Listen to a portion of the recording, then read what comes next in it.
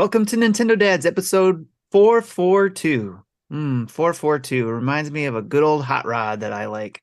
Anyways, recorded on August 31st, 2023. On tonight's episode with special guest host Casey from the Underpowdered podcast, we talk about Nintendo's latest Direct.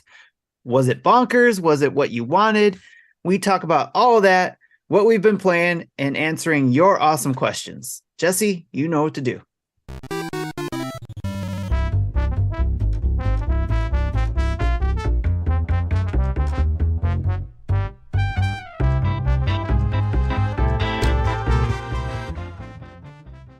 Hey, what's up, everybody? It's Marty here from Nintendo Dads. It's episode 442. That's how we say it, Tim.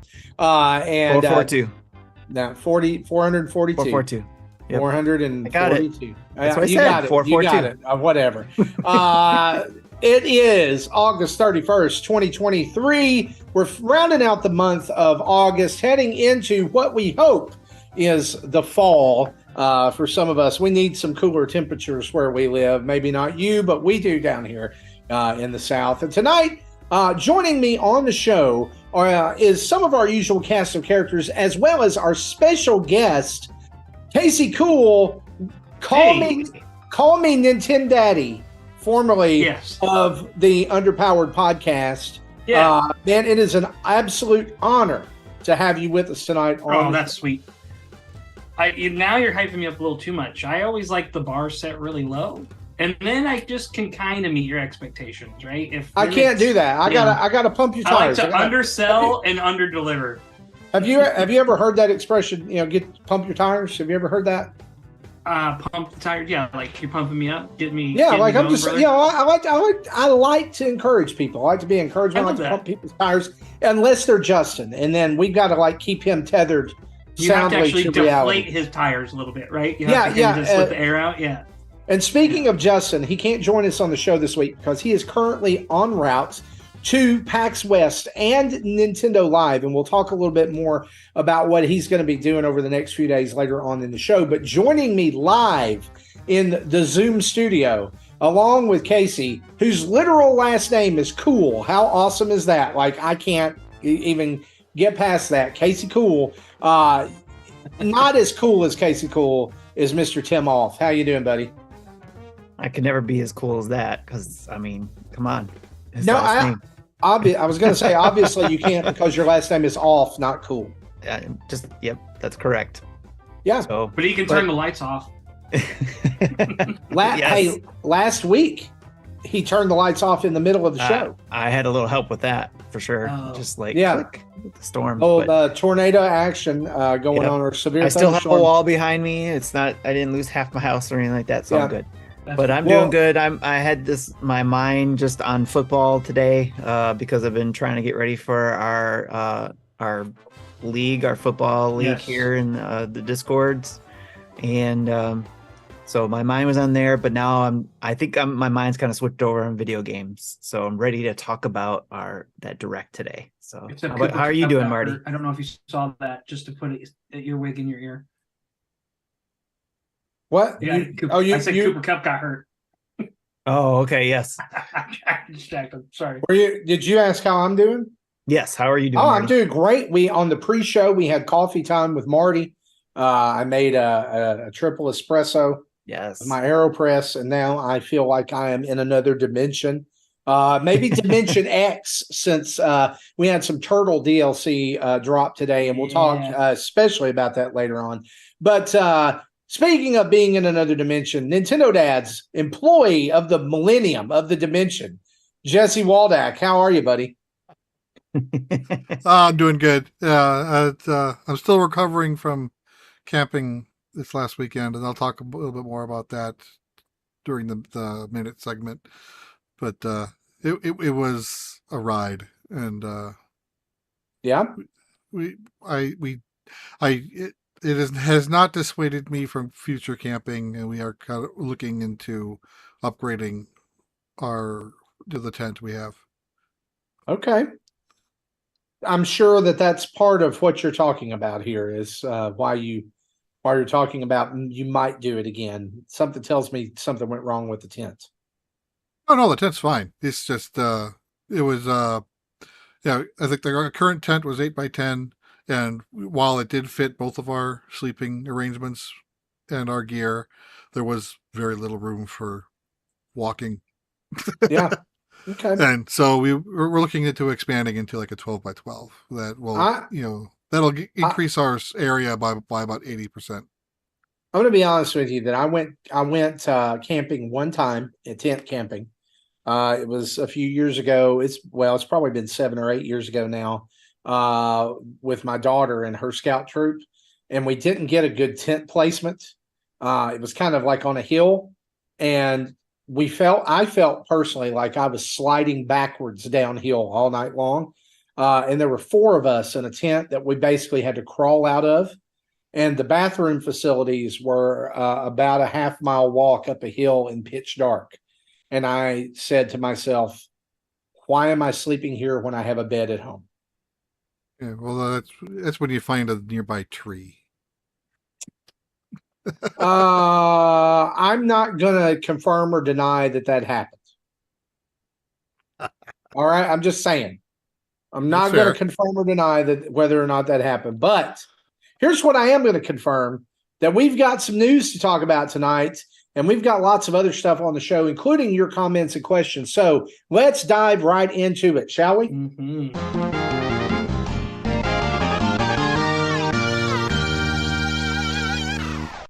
And, of course, our news is brought to us each and every week by you fine folks over at patreon.com/NintendoDads, where you can join up and be a part of the greatest community on the internet. That's right. I'm calling you out. If you're part of another community, it sucks. You need to leave it and come join ours.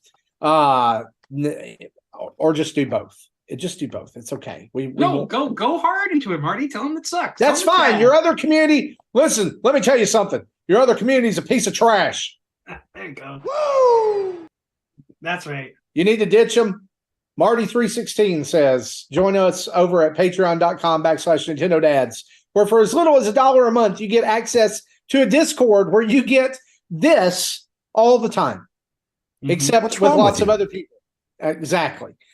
That's what I would say to people who aren't joining us over at patreon.com/NintendoDads. And so $1, $5, $10, and $30 tiers exist. You can check it out over at our website at nintendodads.org, or just by going directly through the Patreon link. Again, that's patreon.com/NintendoDads.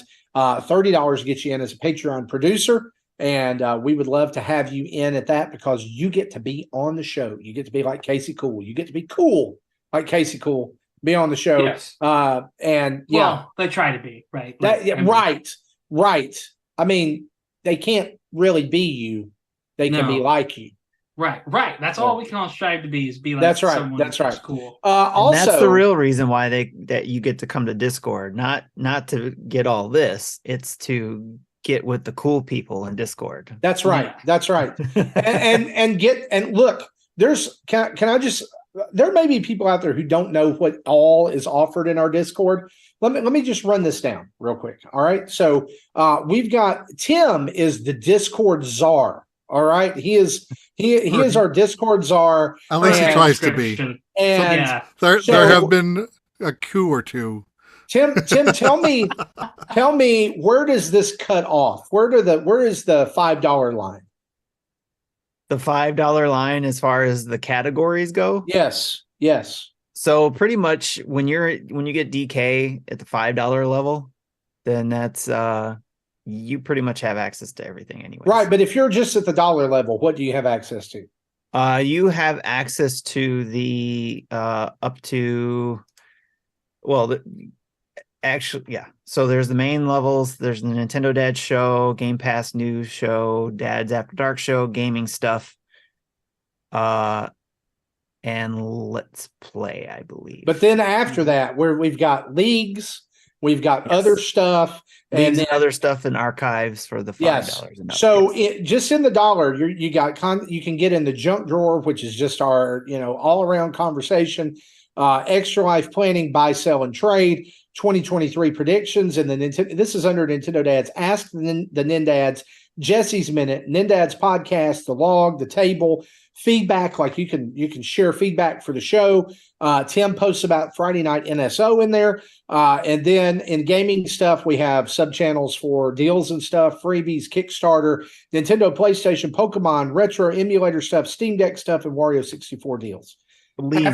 Leagues is actually part of the dollar level too. So if you want to join our leagues, football leagues and baseball, all the sports ball stuff. Yeah. But if you're a $5 patron, it opens the other stuff, and the other stuff is like a Pandora's box of like, there's one called Adulting, Parenting Life, Collecting Current Events. That one's locked right now. Dadposium, which is really just talk about beer, music, snack dads, TV, movies, and media, wallpapers and artwork. And my favorite channel right now, the wrestling channel, where we've been talking about AEW All In and all the fallout from that, as well as AEW Fight Forever, which I'll mention later on in the show. But here is one last thing I want to remind you of, and that is that if you are a patron of the show, you get a completely 100% ad-free feed for the show. That means all of the ads that are in before, in the middle, and the after, as well as our Manscaped ad read, are completely out, and you just get us. So even for just $1 a month, you get the ad-free feed. So if you want to be a part of that, head over to patreon.com/Nintendo Dads.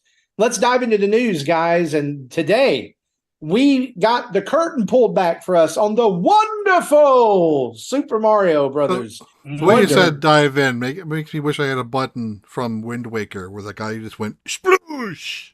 Sploosh. Can you get that for next week, please? I'll have to look for it.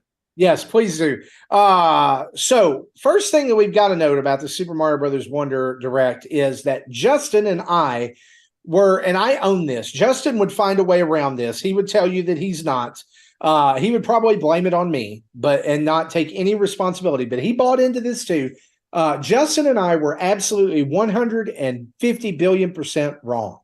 And what I mean by that is last week on the show, we said that we thought that this would be where the future announcement or future video from Charles Martinet would be, that it possibly could be where Miyamoto was with him, and that they would announce their retirement at the same time. In fact, Justin made a video about it this week over on our YouTube channel. You can go watch his wrongness over there. I just said it on a show that probably no one will go back into our archives to listen to. Oh, he called you out in there too. He said you said it too. So okay, so there we go. So we said it. I will admit that I was wrong. I'm glad I was wrong.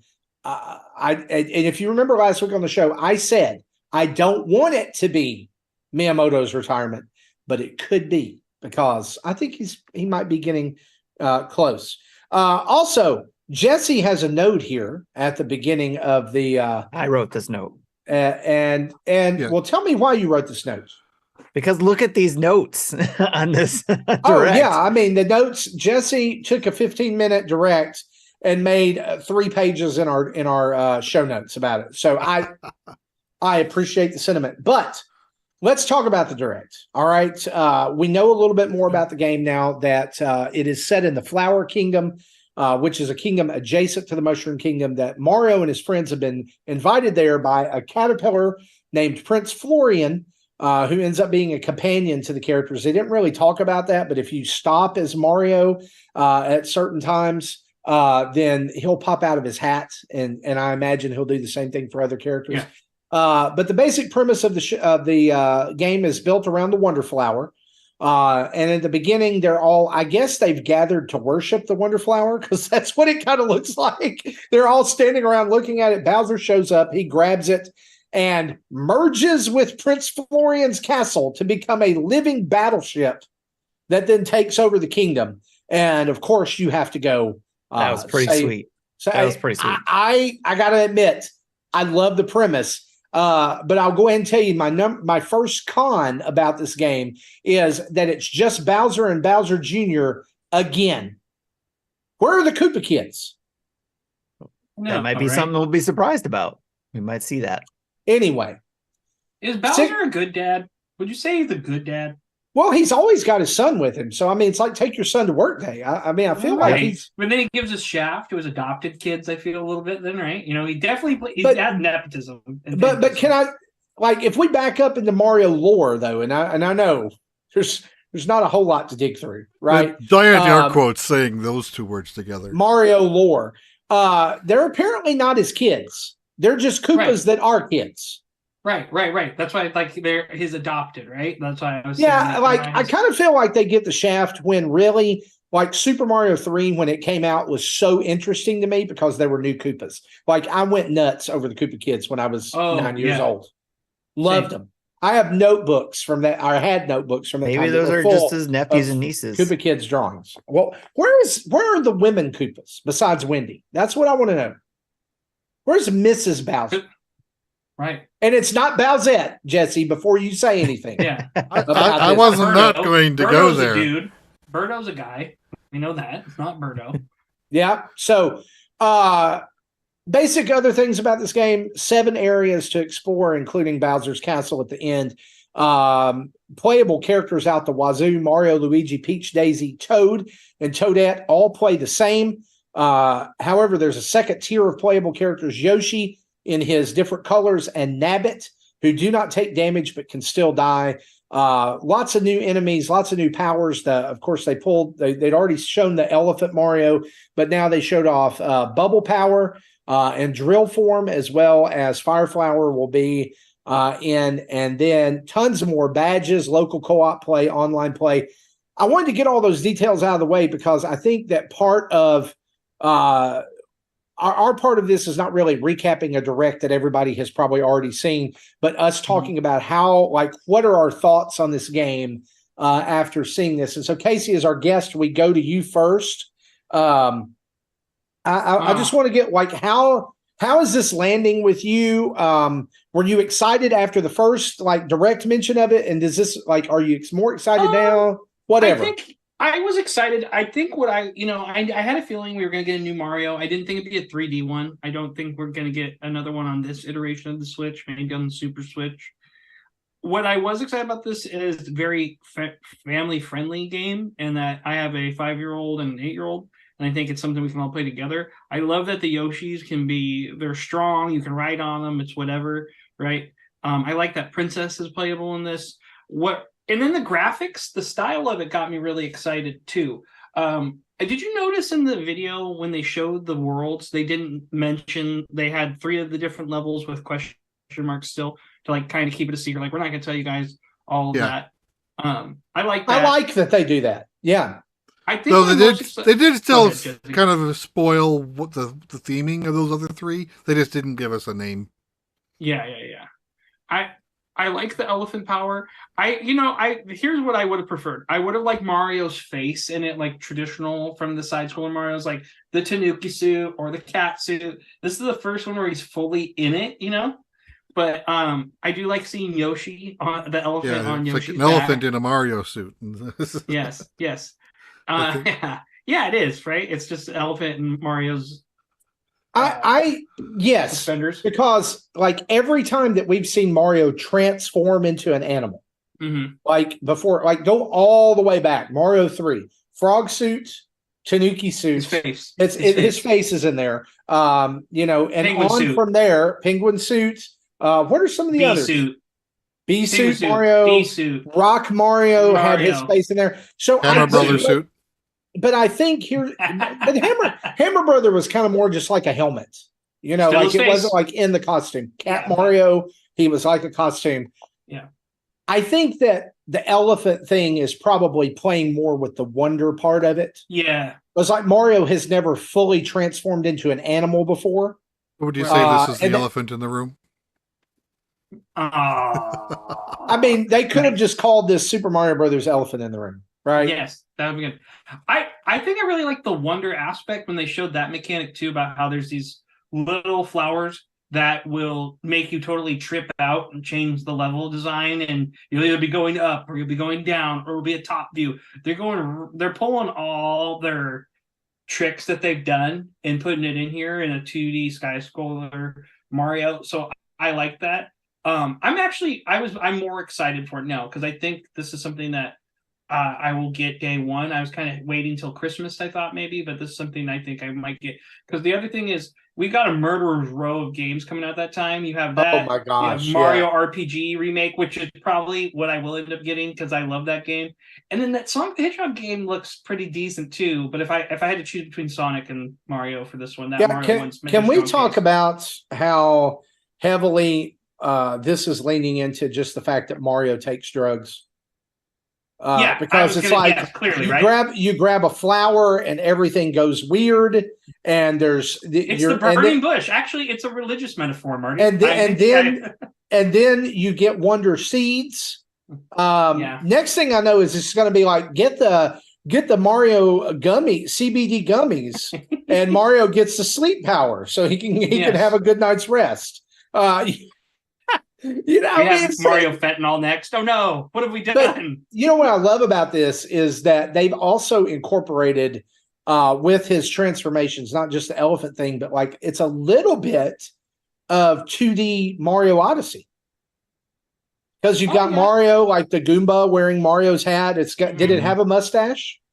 Mm-hmm. I don't think it did. The spike ball had Mario's face on it, had his hat on it. Yep. So it's a little bit of a combination, which I kind of like. And I would say this, from the minute that they showed this game, I was absolutely 100% sold on the art style. If this is the new 2D Mario art style moving forward, give me a million billion games in it. It does not look like it was rendered like in some like CGI factory, like New Super Mario Brothers did, which it was. I remember when New Super Mario Brothers first came out, like that art style, we were all like, "Yeah, it's awesome!" On the DS Lite or whatever. Right. And so I think it had kind of done its course. It felt a little plastic. It felt a little safe. This feels like they're playing around with the Mario, what Mario can be again. Right. I think too, the issue that I had in the show, they kept pumping them out like every other year. And something I don't like about Call of Duty or Madden or these games that feel like they have to make a banner game every year, you don't. Take some time and make a better version. I really am hoping in between what they do now, like with Tears of the Kingdom coming out, in 3 years we get another top-down Zelda, right? Something new. And that's just the in-between to feed the Zelda cycle or a HD remake of some sort. And then this is the in-between between a 3D Mario. Right, they have the formula's there. Nintendo's kind of seeing it and like, oh, we'll just do this every year. And like, Nintendo's having a really tough year with Mario and everything, and it's not like they've made billions of dollars with it. And Nintendo World, I'm being sarcastic. Like, people want more Mario, and this and a movie. This looks great. The movie was great. This could tie into the movie at some point. I was assuming we'd get a movie tie-in game. But I did too. I mean, that was my prediction, was that there was a movie tie-in game and that we would see it, and that it was like the end of the year game last year when the movie got pushed, back. Yeah. And that's why there was a big gap there and everything. But like, I want to think about this is that it's been almost 10 years, right, since we got a real 2D Mario. Mm-hmm. And I mean, I'm super hype about this game. I love 2D Mario games. I think that they have gone above and beyond. And I'm trying not to say that just as a Nintendo fanboy, which I know I am, but like to not only take the Mario formula, the Mario art style, turn it on its head, the Wonder thing, turn it on its head. Martinet's gone. They have a new voice. That's new. But then to add, I think the thing that I was super impressed about was the badges. And how much that changes how you play Mario. Like, Mario can now grapple onto walls. What the heck? Right? And they didn't even show them all off. So it leads me to wonder, what are some of the ones they didn't show? So I'm really excited about the possibility of these badges and what that means for the game. I like that they've incorporated it into some challenges. But rounding this out here, how did you guys feel about the online segment? Like the way that connectivity is integrated into this game. What do you think? It's getting incorporated. because I wouldn't play multiplayer like in the way we've seen it in the past few games. Where one person can just pick you up and chuck you off a cliff, or you can't. The two characters can't occupy the same physical space. You can still play that local multiplayer, but in the online version, everyone else you see is just running around as a ghost, or they're doing their own game, Mm-hmm. which is it's asynchronous essentially. They called it a live player shadow. So yeah, and so like you can even create a room with friends, and you're all still can play different levels. You don't have to play the same level and interact. You can still do your own thing and make your own progress. And I kind of like that. So I do plan on playing this online. Though since I'm picking it up the day before, it'll be interesting to see who else is online. I may not see people online until Friday, but when this came on during, like, I watched the direct and then I went home over lunch and watched it with my son because I knew he would be super stoked about the game. He said immediately, he was like, dude, that would be so much fun during Extra Life. Like the races. I thought of you guys playing it, obviously with me, or with anybody that would, I think it would be a great stream game. I think people like in streams, at least I feel like when you get your community involved, and you guys are the NintenDads. I'm a Nintendo guy. Like it's the perfect community game.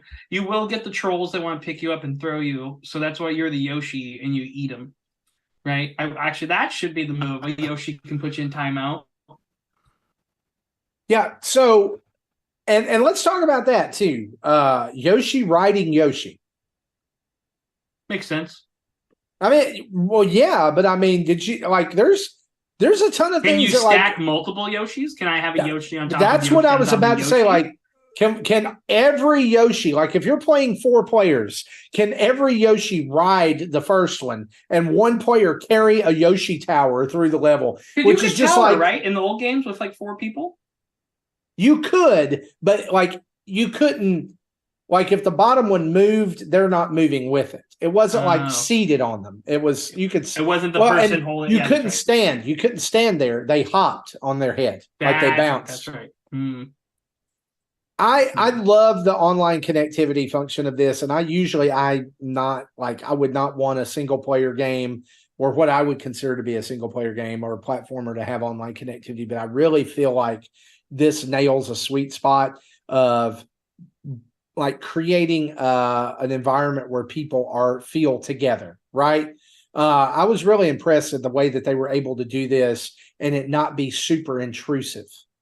Like that you can leave the statuette, right, or standee, and like if you fall and go in the lava, your ghost can go up and touch somebody's standee, and it's almost like. This is going to sound silly, but it was like it encourages kindness toward other players and to think about people in the community. Like, okay, where would people have a hard time in this level? Has Nintendo met the people who play games?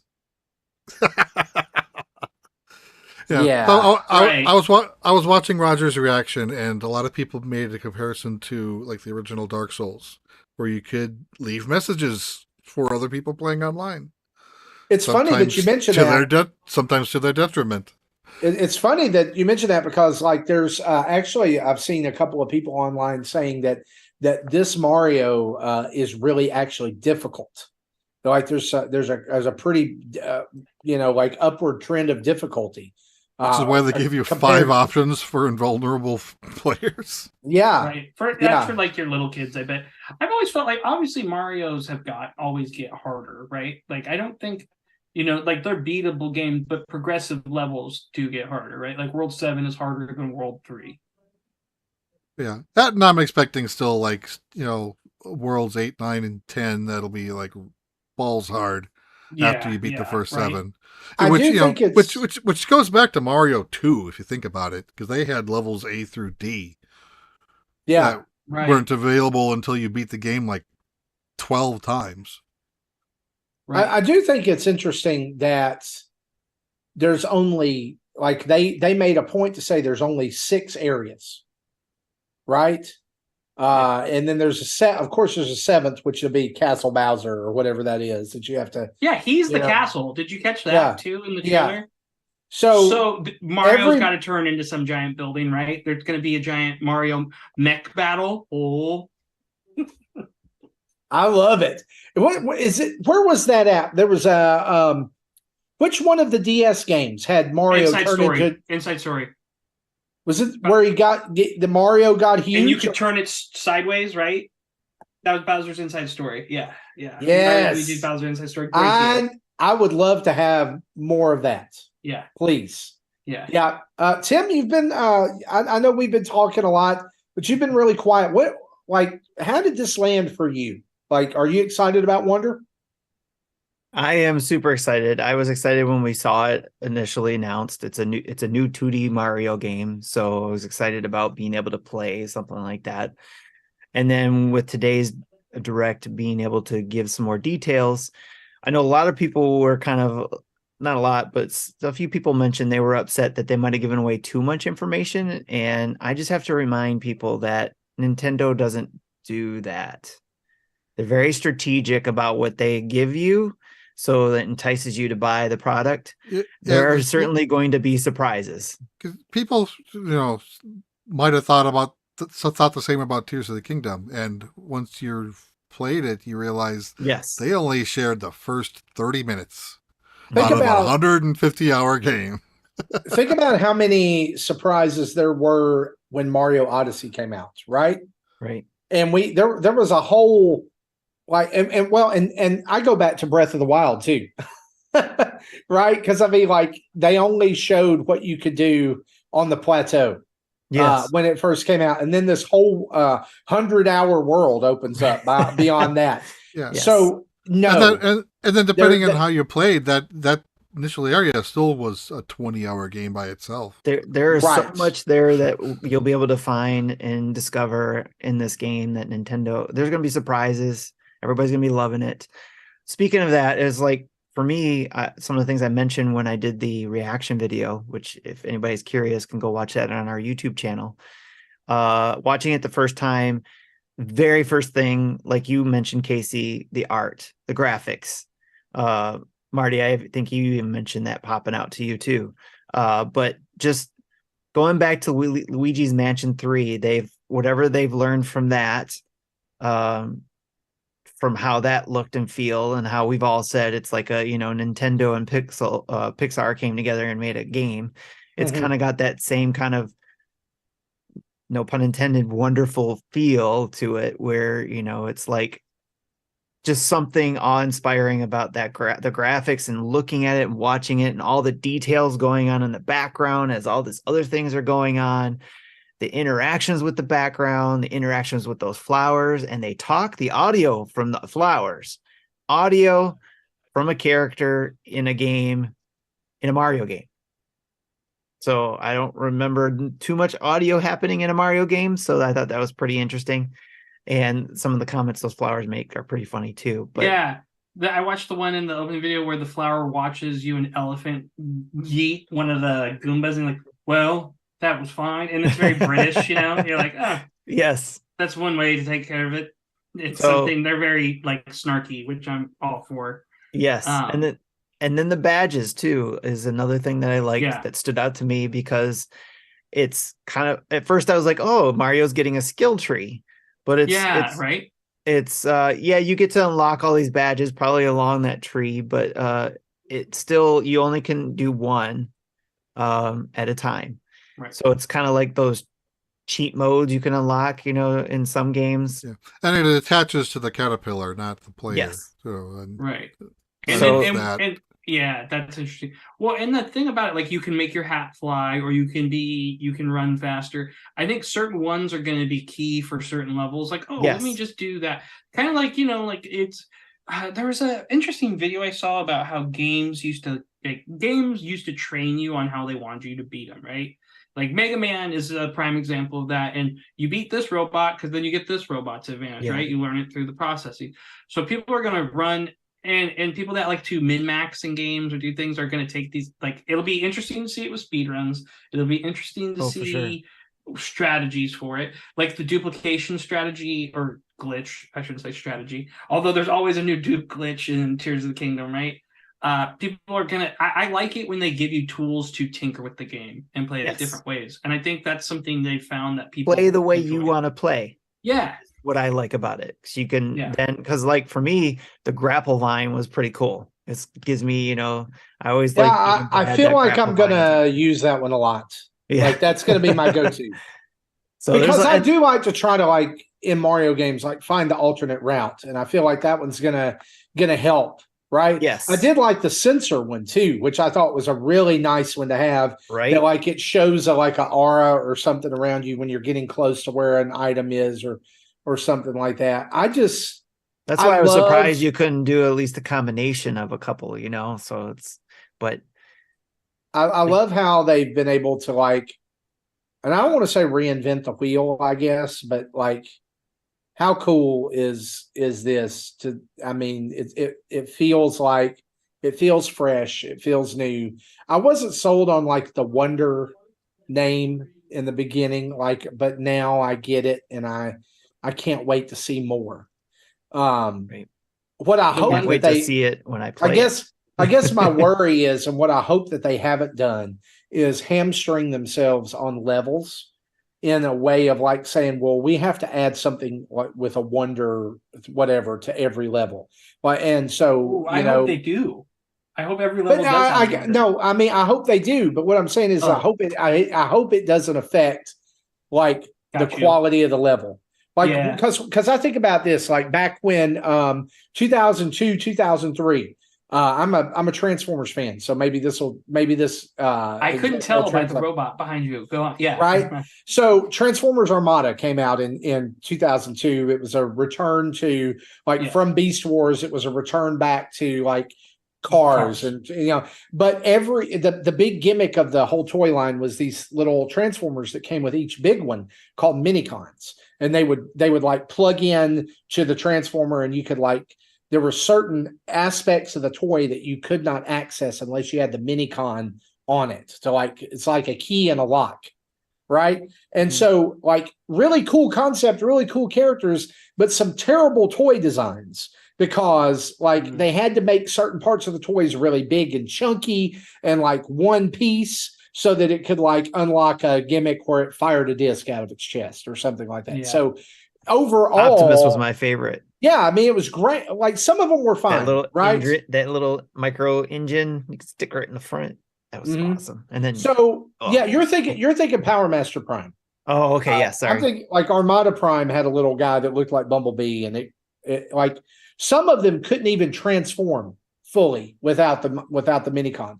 So I guess what I'm saying is like, push that little button on it or something. Yeah, the necessity of the Minicon hamstrung the rest of the experience. So I guess what I'm saying is like, I hope that they didn't do that. Like, I hope it doesn't affect, because like, how many times is it going to be wonderful or whatever if you grab the Wonder Flower and the pipes go up and down, right? Like, it's like, oh, we've seen, in level 1, you grab the Wonder Flower and the pipes went up and down. Well, in level 2, if you do that and the pipes go up and down, is it a point where it's going to be like, yeah, I've seen that? No. Level 2, they go down and up. Not up and down. Well, based on everything we've seen so far, every time they showed the course target screen, dude comes out of the castle and gives you a Wonder Seed, and then it shows you that, okay, you should have, if you got a Wonder Seed earlier, you see both. So it sounds like there's going to be a Wonder Flower and a Wonder Seed for every level, which of course is optional. You probably don't need to do it. Wonder Seed, you have to have a Wonder Seed with the Wonder Flower, because it ends you end the level, you end the Wonder Flower level with the Wonder Seed. Or are there levels like as it goes on where there's multiple of those? Does it have to be just 2? I was thinking of that. It could be several. Later on, you probably can get 3 or 4. It is possible. I'm okay with that. I'm just, don't hear me like being all negative and everything. I just don't want it to interfere with, like, at the core, Mario's run and jump, right? Like it's precision platforming done absolutely well. And I don't want it to interfere with that. That's what I'm really looking forward to. When they showed the examples of what could happen, the one where they were running on the background wall, like that. Oh, that one messed with my brain already. I'm like, why would you do that? I know, and the one thing I saw we haven't talked about yet, which I was waiting until we get to the questions and comments from the community, but just kind of poking that out there in case we wanted to start thinking about moving on, or if we had other things to talk about. And Go ahead. I'll talk. Go. Okay. Say it. So you guys mentioned about a Yoshi riding a Yoshi. Another thing that they showed was character in elephant form riding Yoshi, and that was amazing because you could just see how much distress Yoshi is in. But he handled it like a professional. Never stopped. He took it like a champ, right? Right. Well, I'm glad you pointed that out, Jesse. Definitely, really cool. Yoshi's mannerisms, like with the redone way he looks when he's holding something in his mouth, everything, tons of personality. I love the art direction of this game. Let's get into some comments and questions from the Discord. Zablanc actually pointed this out. What you said, Jesse. He says, "Elephant, stop riding, stop Yoshi, stop." Then he says this: "What are you playing first, Spider-Man 2 or Super Mario Wonder?" Super Mario Wonder. Hold up. Are these games out on the same day? Yes, I think they are. Oh, gosh. Are you serious? Yep. I do not have infinite funds. Let me double check. Let me verify. Spider-Man 2. Yeah, I'm looking at it, October 20th. Release. October 20th. Same date. 1K3 says in the chat too, Yoshi's bottom lip goes over his nose when he's holding an elephant, so you see him like biting his lip on there. I like that. That's a nice little ad. Yeah. Hoots says Super Mario Brothers Wonder is just new Super Mario Brothers Switch. Changed my mind. No, it is. Yeah, but it's just got a new style and they've added more bells and whistles. It's new Super Mario Brothers. It's that new. Here's the thing, man. You can make that argument for a lot of things. Like Tears of the Kingdom Plus is Breath of the Wild for the Switch because Breath of the Wild was for the Wii U, right? We could say that, and it just more. This is Super Mario Brothers plus new. It's XL with Knuckles and Knuckles. He did follow it up with this. Surely, what makes the game the best Mario ever, air quotes, is that it's the newest Mario ever, and as we all know, newer is better always. Then he adds in parentheses, for the record, I'm still hyped, and this is the only game I pre-ordered this fall, but I'm not as blown away as everyone else seems to be. Okay. I think that's too much salt is bad for your heart, and he's going to have an aneurysm. No, it's okay to have it's fair. So I do want to call his challenge. He said change his mind. So I want him, what I would like to call him to do is take a look at new Super Mario Brothers. Maybe see if you can find a trailer for that first game. See if you can recall how you felt when you saw that. Maybe you were younger too. I don't know. But go back and watch the first time you saw Wonder. Compare the graphics. I know we're not big on graphics. We're big on more on fun, right? But still, the style of it. Yes, the style of the game is style beats graphics always in my mind. There you go. It's definitely has the style, and I think there's more to it. And I think what will change your mind is definitely playing the game. Yeah, we're always going to be, looking at it and second guessing ourselves or the game or preparing ourselves for failure. So we're not disappointed. So that I can understand that. For me too, when you're like reviewing a game or looking at a game, like I don't ever just be like, it's like this from trailer. I watched like how many of us have seen a trailer and think it's going to be great from life, and then you go and like the movie's really bad or the game's really bad. When you play a game, it's an amalgamation. Oh, now you've never been let down. Well, let me tell you about no. Well, No, you're I a was saying Lions no. fan. Hold Plenty of on, I was gonna times say we've you've been had. let down, sure. Oh yeah, Um, plenty of times have been let down for sure. but with the video game and with that, I think um like I like what I'm seeing. I think it's trending the right way, but it could be bad, right? It could not feel well. Like I liked what I saw with Luigi's Mansion 3, and when I played it, I didn't like how it felt.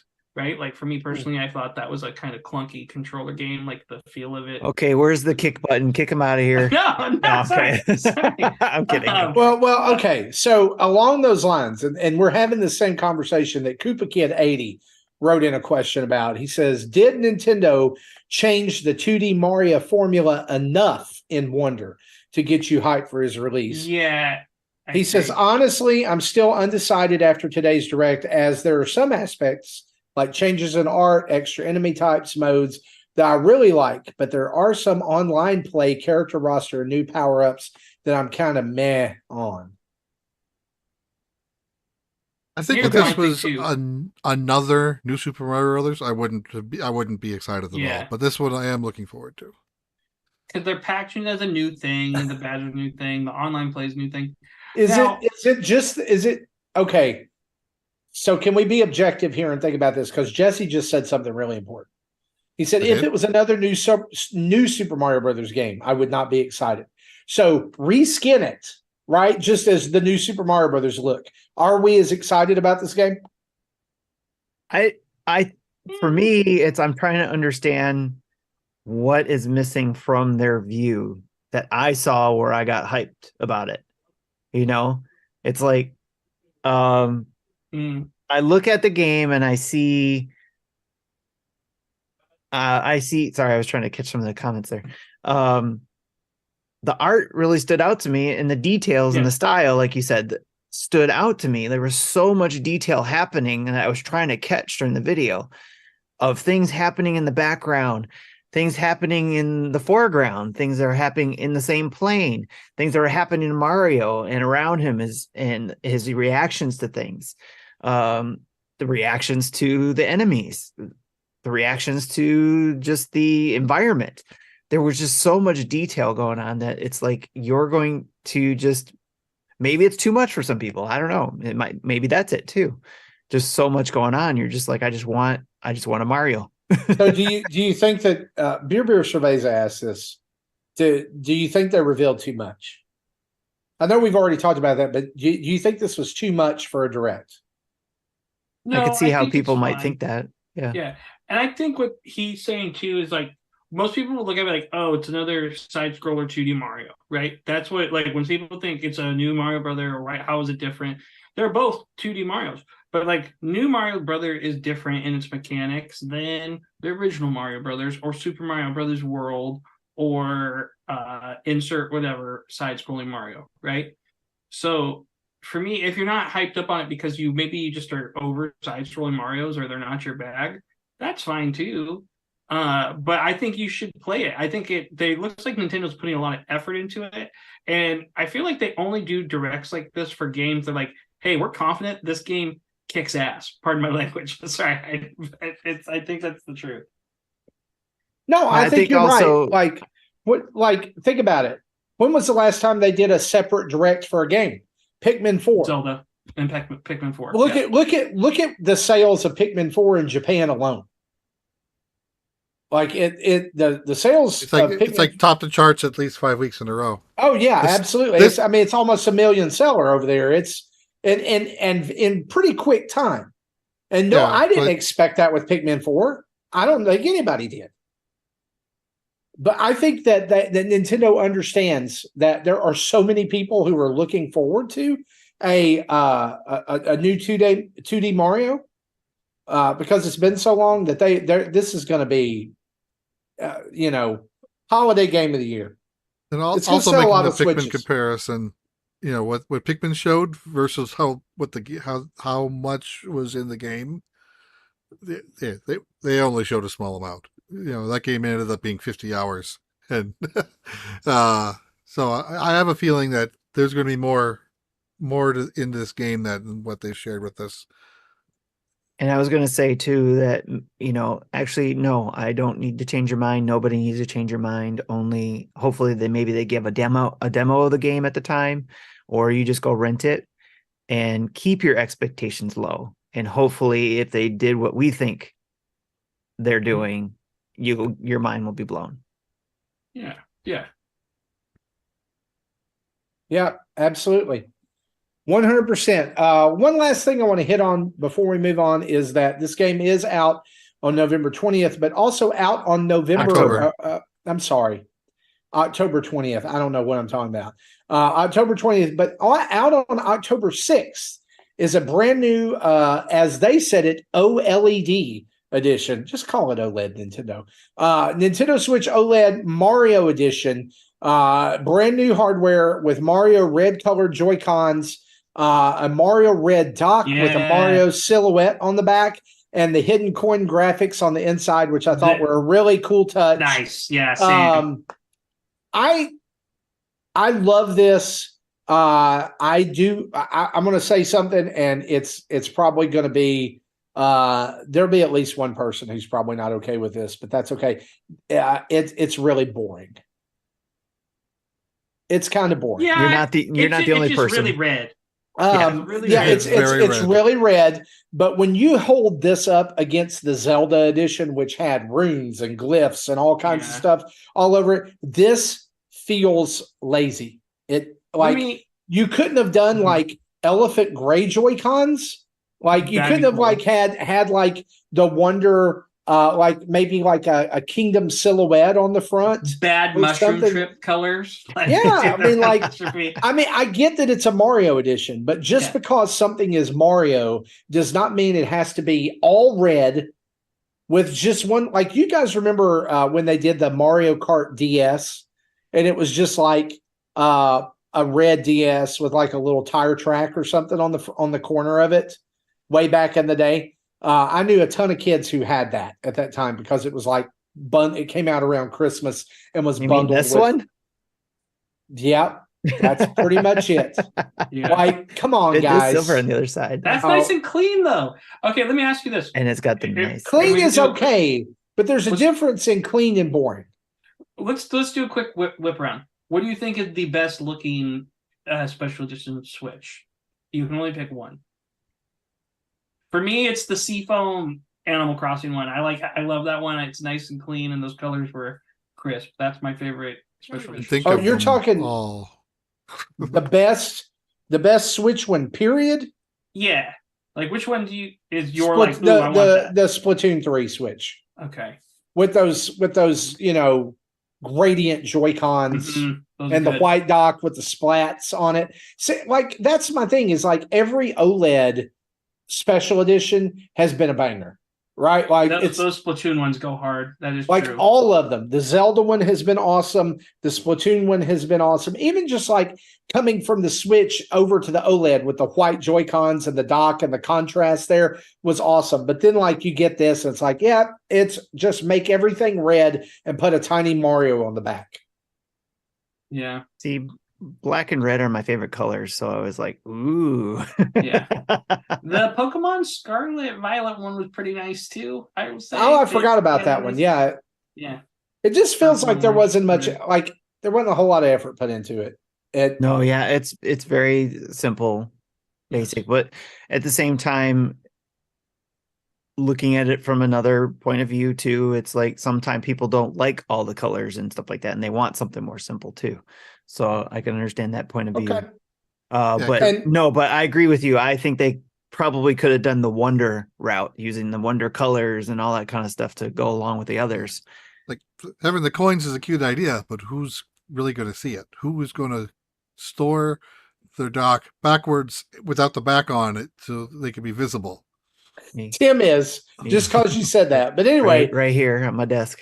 That's out October 6th. I'm sure I'm willing to bet pre-orders for this go up in the next couple of days. I think Casey's question, the Labo. I think Best Buy is already up. The Labo one? That one? Okay, nice. The one I can't get. Yeah. I think I saw that the Best Buy was already up. I'm going to look right now just to be sure. They still have the Zelda one. You can still buy the Zelda I still see it OLED. in the store. Yeah, I've seen it in the store still. And Yeah. man, every time I see that, I was like, Mario OLED, Wario 64 is your dude to watch. So if you're out there, if you want this one, I mean, great. If you like it, I just would have loved to have seen a little more detail. Moving on from Mario, let's talk about a couple of other news things that are really important here. Nintendo Switch has now surpassed the sales of the Wii in the United States. According to new data from Lorcana, which was previously the NPD, the U.S. lifetime sales of the Switch hardware have finally overtaken the Switch, the Wii. After 6 years on the market, the hybrid system has achieved this feat in July 2023. No exact sales data was provided, but IGN notes that 49 million Switches were sold in the Americas. Did we think this was going to happen? I am surprised it didn't. It just happened. I thought it happened a while ago. Because at least worldwide numbers, it happened a while ago. But apparently, with the Wii sales tanking in year 6, that can let the Switch catch up, and the Switch in Japan is strong. 50 million alone in Japan, I think. I don't remember the exact numbers I saw, but so that made them globally pass the Wii much earlier, apparently, than just the United States numbers. So does it ever pass the worldwide Wii sales numbers? Oh, we already did. We did a while already? Ago. Yeah. Okay, so what's left? Is it DS and PS2? Yep. Because global Wii numbers was just a shy over 100 million, and Switches in the almost 130. Okay, I had forgotten that it passed global Wii sales. Yeah, that was big news this week. I think we talked about that when you were doing your summer stuff. So probably that's why you missed it. I got you. So a couple other little fun news items here. Astrosmash, which was originally slated to release on the Amico, is now releasing on Steam, in case you needed further proof that the Amico is dead. It's coming out October 12th. It's developed and published by BBG Entertainment. No price is posted at this time, but if you're a Steam Deck or Steam user, you can check it out right now. You can wish list it now. Yeah. So I am probably still going to look into it just to and play it on Steam. And I saw the video on the Steam page, and I'm like, yep, that's exactly the same video that was up on the Amico site a while ago. Jesse, are you going to get a Steam Deck ever, you think? No, because I almost never play my Switch portably anymore. Mm-hmm. The novelty's worn off. Yeah, well, yeah, and that my vision's getting worse, and I just need to play it on the big screen, and I can already play my. I'm fine playing PC games on my 27 to 32 inch monitors, depending on whenever I swap in the new ones, because the screen is so close to my face. It's fine. I don't think I ever need to play a PC game on my 65 inch TV. Right. That's overkill. For me, not to say I haven't done before. I have played Portal 2 on that. It was awesome looking. But I'm more in the camp too that I'd rather use like the Pro controller than the Joy-Cons. Like I'll play Pokemon portable easily. When I have to play Tears of the Kingdom because my wife wants to watch a wife show, I'm more in the fine, I'll do it, but that I'd rather always use the Pro controller over that, and a bigger screen is always better. We don't even use our living room anymore. I do everything downstairs. I watch my own TV shows downstairs. I was going to say, my wife watches TV. Fixture. Casey, my wife watches one of these. If my wife watches anything on TV, she does it in her office. So we're never in that family clashing environment like everyone else seems to be. Casey, you need one of these. Is it the Fixture S2? You put your Switch on here and connect it to your Switch Pro controller, and then you're playing without the Joy-Cons. Okay. portably. Okay. That's true. Because sometimes, like, we all know the little back thing sucks on the Switch. It's the worst thing too. It's so flimsy. That would be nice. Okay. And that's Not for on the pictures. OLED though. The OLED is nice. The OLED Well, is and then nice back and thing. white. there's the nice Hori joypads that are 2 Pro controllers, right? I've talked to Tim about this Yes. like in messages before, and they glow. Those look really good. My son has this Hori. You mean like this? Yeah, those are the compact pros. I love Okay. these. This is Okay. my jam right here. Okay. The only compact thing, Pros. the only thing with those you have to keep in mind is because my wife experienced this, is that they don't have Rumble and they don't have the NFC on it. So if you use Amiibos or anything like that, then like for your Tears of the Kingdom, if you're using those, then you won't be able to use that with the Hori ones. Yeah. So you have to have, like the Pro controller with that capability or your Joy-Cons. Absolutely. But I do agree with Marty. Those compact ones and even the bigger Pro ones are nice. I have the bigger Pro ones in the Mega Man style. They're kind of hard to get now. But I love the Mega Man ones. Don't get me wrong. But the compact ones just feel so much better. They're a great size. The regular ones are just monstrous. Like your Switch, it feels like a boomerang or something. Like you could, be out killing wallabies with it. Casey, if you want to get those Hori ones and you're into Yeah. Tears of the Kingdom, they have Tears of the Kingdom ones of those Hori. My wallet can't handle this conversation anymore, boys. All right. We gotta move All right. on. Well, all right. Moving on. The full game list now has been announced for Jackbox Party Pack 10, though we do not have a release date. This will include 5 brand new games: Dodo Re Mi, Hypnotorious, Time Jinx, Fixie Text, and TKO2, which I'm stoked about. I love TKO. I'm not looking forward to that one. That I know Did you don't not like like the drawing original. games. I don't But like yeah. drawing games. So usually these are out fallish, Second or September, third week October. Yeah. I expect it to be out in time for us to play it on our extra live stream this year. Oh so. yeah. I think the Steam Def- page actually says October 23 for this Oh. year. Not the date, the year. But yeah. But the Steam is saying October. Yeah, gotcha. Even though the website itself says fall, but it's usually October. Second Good or deal. third week. Well, guys, that is our news. Let's dive into an ad break from our good friends over at Manscaped. Football season is back, and you know what that means. Touchdown dances, Sunday tailgates, and epic fantasy showdowns. But fellas, let's not forget the real MVP of the season. Introducing the all-new Beard Hedger Pro Kit by Manscaped. Your ultimate luxury beard grooming experience.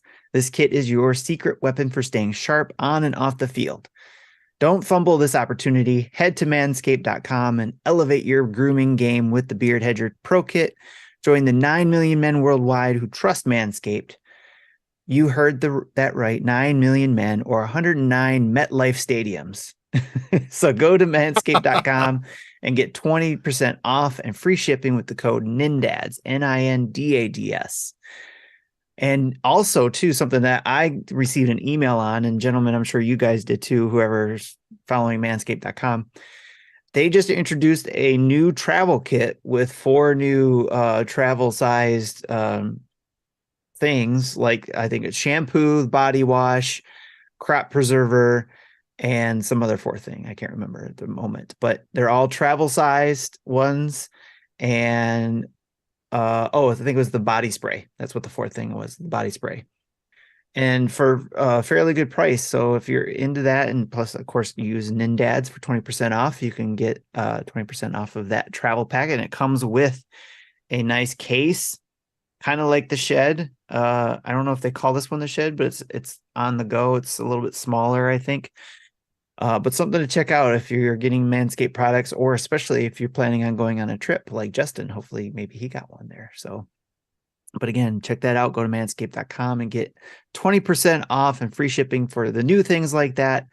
The new Beard Hedger or their new trimmer as well. They got, I forget what they call that one, but they also have, if you don't have beards like us gentlemen here, and you got something like Justin where it's a clean face, they have a trimmer for that too. So go check those things out. Again, that's manscaped.com, and use NINDADS, NINDADS, for 20% off and free shipping.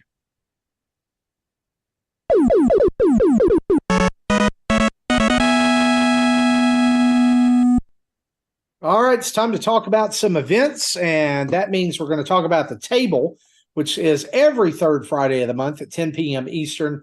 The community gets together at the table, otherwise known as a Discord voice chat room, to discuss whatever is on everyone's mind. If you want to join in, you have to be a subscriber via Patreon or Twitch, which gives you access to our Discord, and you can join in a schwack load of events as well, like Monthly Mayhem, which is going to be announced very soon by Dads After Dark. However, in the month of September, if you submit an Apple review for Dads After Dark show, you'll be eligible to win one of two $10 eShop cards. So if you would like to win some game cash, you go over and submit an Apple review for them. They didn't even say it had to be a good one, but I will tell you it has to be a good one. Go be a good person. Give them a good review.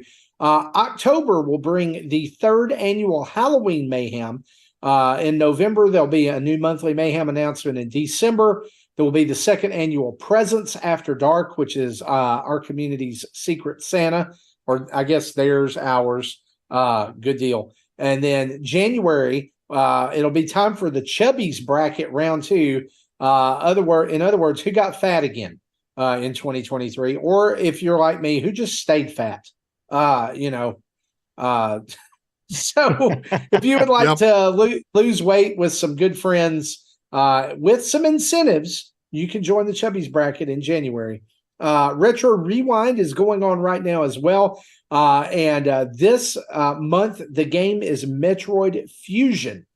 You play Metroid Fusion and submit your fastest competition time by September 8th, or completion time by September 18th, to win a $10 eShop card or $10 shop card of your choice. That's right. eShop, PlayStation, Xbox, Steam, whichever one of those you want.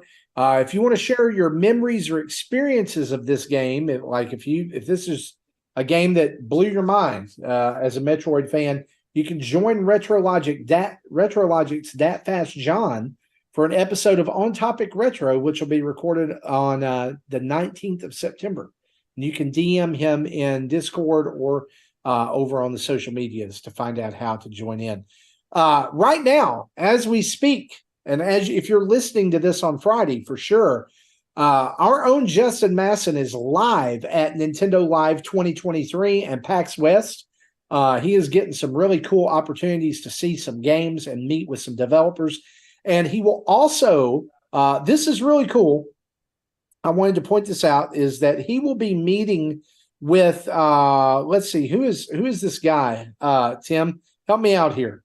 It's the VP of marketing over at Nintendo. Jim Urbatus is his name, the vice president of consumer marketing for Nintendo of America. Justin's going to get to sit down for Business and have Justin will be talking with Business Nintendo. That's right. 15-minute interview there. And I can't wait to see all of the things that he's going to get to be a part of out there. He's recording that interview too, so we'll hopefully be able to play that for our listeners. Yeah. Is he going to ask about Mother 3? I don't know. We'll find out. You guys are going to have to watch the interview. Yes. That's right. Absolutely. And so you can tune in next week for his impressions, and I'm sure there'll be some videos going up on the channel. PAX West begins tomorrow as we're recording this, September 1st, and it ends on Monday the 4th. And so stay tuned to our social media and our YouTube channel for lots more there. And guys, we are planning right now for Extra Life 2023. Be sure to keep locked on our social media to see lots of stuff going on there and how you can join in helping heal sick kids through Extra Life. So definitely be on the lookout for that. We would love to have you jump in and help us meet our goals this year. With that being said, it is now time for our brand new segment, Jesse's Minutes.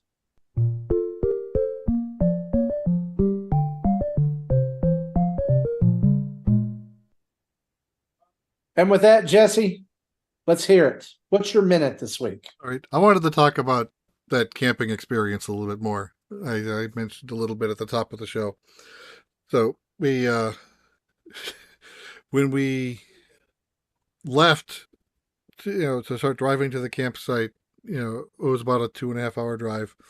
It was still 107 degrees. It was awful, but we knew that it was supposed to get colder, and but we about halfway up, my wife realizes, I think I forgot the tent stakes at home.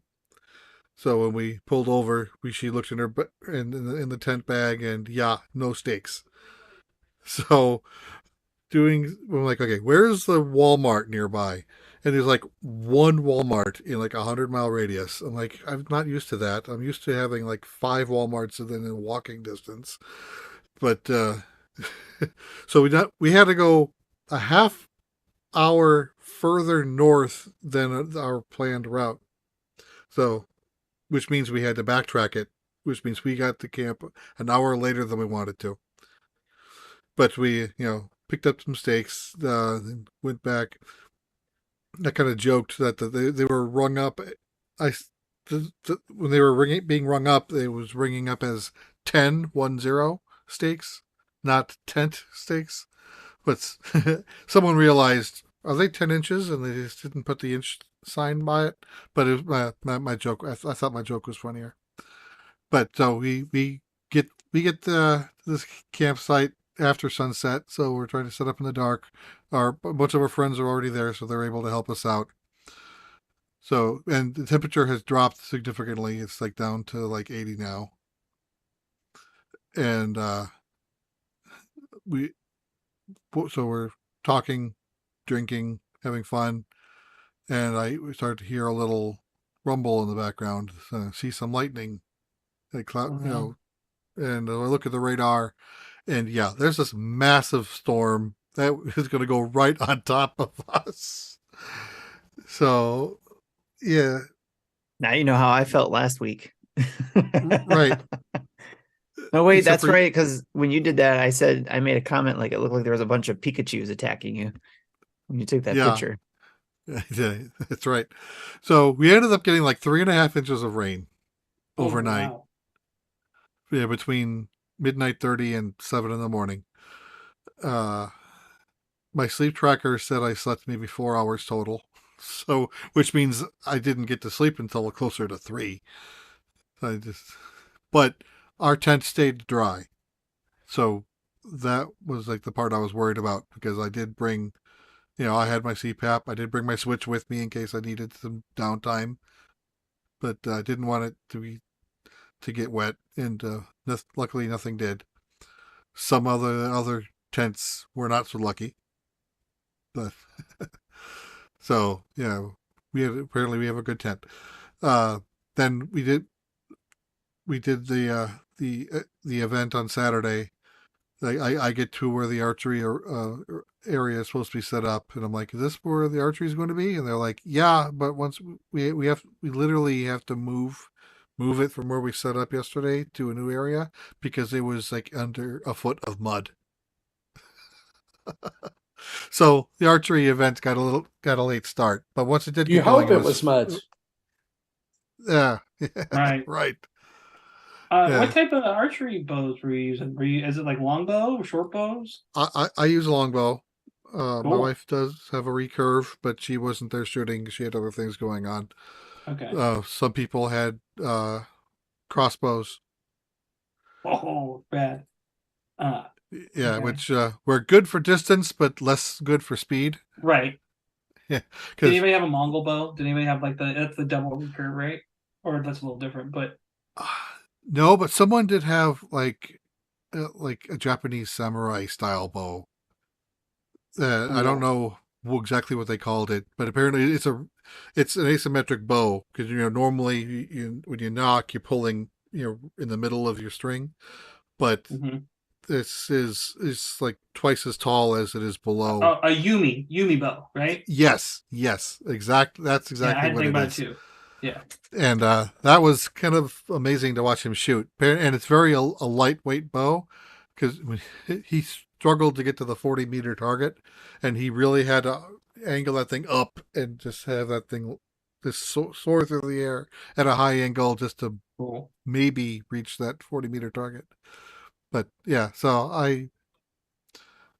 and the main event, they called it the ICAC. I don't, someone told me what it stands for, but I forgot. But it's basically, the rule set is standardized across all of SCA, so the scores will be posted onto the website. They can be compared with other scores worldwide of someone who did the same event. It's 12 rounds of shooting, 4 at 20, 4 at 30, 4 at 40 meters. And then, half of them is just a 6-round shoot on a 5-color target. So 5 for the center, 1 for the outer ring, and 0 if you don't get the outer ring. And then, so the other half is a 30-second timed. So some people who are really fast with it can get off 6 or 7. I was able to get 4 most of the time, sometimes 5. But those poor crossbow people, they were lucky to get 4 in the 30 seconds, because it just takes so much more effort to knock each bolt. But it was fun. But at the end of the day, my arms were killing me. My arms are fine now, but my legs are still sore. I ended up walking like 17,000 steps that day, when I'm normally lucky to get 3,000. Was that more or less than New York? More, I think. Really? Okay. If not, it was really close to the same. But at least in New York, I didn't have to walk a quarter mile to get to a bathroom. How long have you been shooting for, Jesse? This is my first event I shot in 4 or 5 years. I did really some cool. shooting back in 2017, 2018. Right and then on. haven't touched the bow in years. And then this is my first event where I picked it up again. Yeah. Yeah, that's awesome. Yeah, and then not this weekend, but the weekend following, there's another event. It's also a camping event. I'm not up for camping quite yet this fast. My wife will be, but I'm planning on day tripping it, and it is an archery event. It's like that. Normally, events have many things going on, and you might have some archery. This is like, that's its focus, as being an archery event. So, like, if I want to be known as an archer in the society, it means I need to show up to these things. Yeah, it's kind of, I feel like it's like being a martial artist. Like, it's always a part. It is a martial art too, right? You're learning a weapon. Yeah. It's always a part of you. It's always something, a skill you have. Yeah, so I'm looking forward to doing it again. Just not looking forward to driving at 6 a.m. to get there in time to set up before 8, because it's about a 45-minute drive from where I am. Gotcha. But still better than a 2.5-hour drive. I was thinking about maybe camping the Saturday night and coming home on Sunday, but I'm like, nah, I don't think I want to do that either. That means I have to bring out my cot and my mattress and my CPAP again. I'm like, nah, I'll just day trip it on both ends. Nice. You're on mute, Marty. You're mute. Thanks for sharing your experience camping with us. That's awesome. Yep. The mud and the storm don't sound awesome, but it's really cool to hear about. It was an experience, but I'm glad that we stayed dry. Yeah. Yes. Tim, why don't you tell us about your minute here? It says Disney Lorcana. Yep. This is a hard to find set of trading card game that Disney just came out with. And I wasn't expecting to find it. Just went over the weekend, went downtown with some friends, and in downtown Detroit, there's a place called Vault of Midnight, and it's a comic book board gaming store, tabletop gaming, I should say. And basically Disney came out with this kind of like Magic the Gathering trading card game set, and they're really hot right now. It's like hard to find. All my local stores just basically sold out of them. Retail is supposed to get them soon, but I try to support local stores as much as I can. And so I just kind of, was like, I wasn't expecting to get it. I wasn't going to go rush out and try to fight my way and find whatever. But fortunately, when I went to the store, they had this box, and they had it at a decent price because they accidentally opened it. So for collectors, the people don't want to buy that something was already open in some cases. I was going to open it anyway, so I didn't care. So I got it for not too much over retail, because a lot of places, if you're going to shop local, they're going to charge up, especially if it's after a certain period. But I was able to get that box, which came with 8 packs of the cards, and there's 3 left that I haven't opened yet. But it comes with, and then I also got 2 of the pre-built decks that they have as well. The reason why I got it is because I'm a Disney fan. I love Disney's art and movies and stuff like that. So these cards have some really cool artwork on it. I was bummed when they had the D23 versions out that obviously I didn't get to go, so I couldn't get those. But when I found out about the game, I was excited to get it. And they just came out and said on their Twitter account, they said that they know that this is super popular. They want to keep it collectible, but they also want to make it accessible for people who want to play it too. So they're going to be doing another run of the cards, printing of the cards. I guess more will be out in the new year. Yeah, I really, really hope they do a digital game like Pokemon. Yes. Like that, when I saw it, I was like, oh, super into it. Like, I love Marble Snap. I still will get, like, I'll go on like a couple weeks, like I'll have a week of like Marble Snap addiction every once in a while. I feel like if you launch a card game these days, not launching with a mobile app for people to learn to play your game is just a disservice to what you're doing. And obviously Disney, they can do whatever they want and they're still going to make money. Or like Yu-Gi-Oh! Master Duel, they do that too. That's a great app. Magic the Gathering has a really awesome app too. I was super into Shelby, who I did Underpowered with for years, and who's one of my closest friends. He got it. He's like, my wife was playing me the other day, and she pulled out the Simba card. Like, he was able to play with his wife. Yes. He said the game took a little bit of time because we were learning, but they had a good time because they're big Disney folks too. Nice. So I'm looking forward to do is trying it out. Maybe coercing one of my kids to play with me. Probably my daughter. She likes playing these type of games too. But definitely you will like it. Yes. So I'm like I said, I got a couple pre-built decks that we can play with, but hopefully if I can find the other 2, I think there's a total of actually 3. So I need to find that 3rd one, so there's variety. But yeah, I'm super stoked about it. And I just really hate how, like, anytime anything comes out nowadays, people like it seems all over it. It seems like it's their mission to absolutely suck the fun out of it by being the worst possible people on the planet, by buying it all and then saying, "Oh, you can't get it, but you can get it for me for 50% markup." Right. That sucks. They need a wedgie. Like they need well, this is what happens when you don't spank your children anymore when they're young. Call CPS. Or, just raise them right. I mean, there we go. Yeah. And listen, I will say something, and this is probably the strongest statement that I will ever say on the show, and I have no remorse. You will not hear me apologize for this. Here it is. If you are a scalper and you listen to Nintendo Dads, go ahead and delete us from your podcast feed. Yeah, we said that before. Please do. If you're a patron, delete your subscription. Yeah. I'm sorry. It's one thing if you're a collector, right? And you're stacking them or doing that, that's whatever too. Yeah. Or if you're, but if you're literally like scraping sites and buying up stuff that is popular to go around and resell it somewhere else, and like people try to like change the term now. It's like, oh, we're not scalpers, we're resellers. Okay. No. Yeah. Resellers. Unauthorized resellers. Yeah. Resell.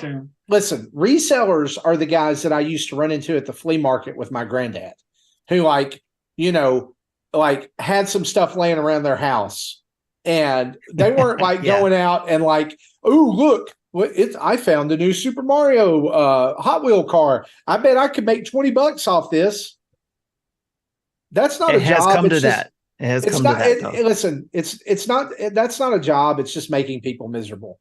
And like they're like, I love how anytime somebody has an argument about this, there's always that guy that is a scalper, but he doesn't want to say he is.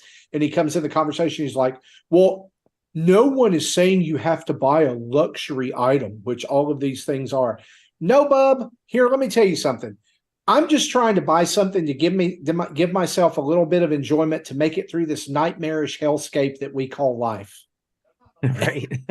And you're in the way. And you're in the way of that. You're in the way of that. Calling a card game a luxury item. Yeah. You need to redefine that, research what that term means. This is why we need to bully people. I'm telling you, go back. I agree. It's not. I agree. It's not a necessity, but I wouldn't call it a luxury item. It's not a Rolex or a Jaguar. Right. Those are just the things that people say to make themselves feel better about profiting off people's misery. Like I do collect things. Like I have Legos, I have Transformers in my office, I have Amiibo, and it just the constant, like, we're dropping it at 1:00 today and you have to buy it right now or we'll never make it again. Right. That's 1:00. And that's 1:00 in the morning, by the way. Yeah. I'm so tired of that. Yeah. And I'm like, it just seems like the pandemic amplified it. Yeah, there definitely needs to be a better way to handle that. Like if you're going to have a regular version so that people who want to play the game, for example, can play it. Yeah. And then have your collectible versions that people can go and get or whatever and collect those. Insert them in there, whatever. The Lorcana is like a perfect synergy of everything that like it's Disney and it's a collectible card game and it's limited edition. Are they going to put Marvel characters in it too at some point, you think? Because Disney and Marvel? Oh, I'm sure they will. I'm sure eventually there will be and Star Wars like that. There will be characters. Think of it as the Disney Infinity type thing, where eventually it'll expand to those universes. Where I am in my life, I would love to play this, but I can't dive into it. Like I can't go all in because I will buy whole booster boxes. I will get everything and then I'll suck at the game because I suck at Magic. I'm terrible at it. The first step and I was heavily into Magic for a while. Suck at it, Marty. Well, you're right. The thing about Magic the Gathering too is you don't have to go in and buy all the crazy stuff into it because they have the Friday night game night boxes that you can get where it has the 5 different colors and then you and your family can just play or whoever else is interested can just play. And they actually have Magic tabletop games too, not just the card game itself, but they have ones where it uses tiles and things like that. There's one in particular that is in a green box. I forget the name of it, but it is really fun to play. It uses the Magic the Gathering mechanics, but you use tiles against other people to play. Is that the Planeswalker game? No, it's not the board game, not the Planeswalker boards game. This is it's a green box. I'll find it for you and share it with you so you know what it is. They don't. That sounds interesting.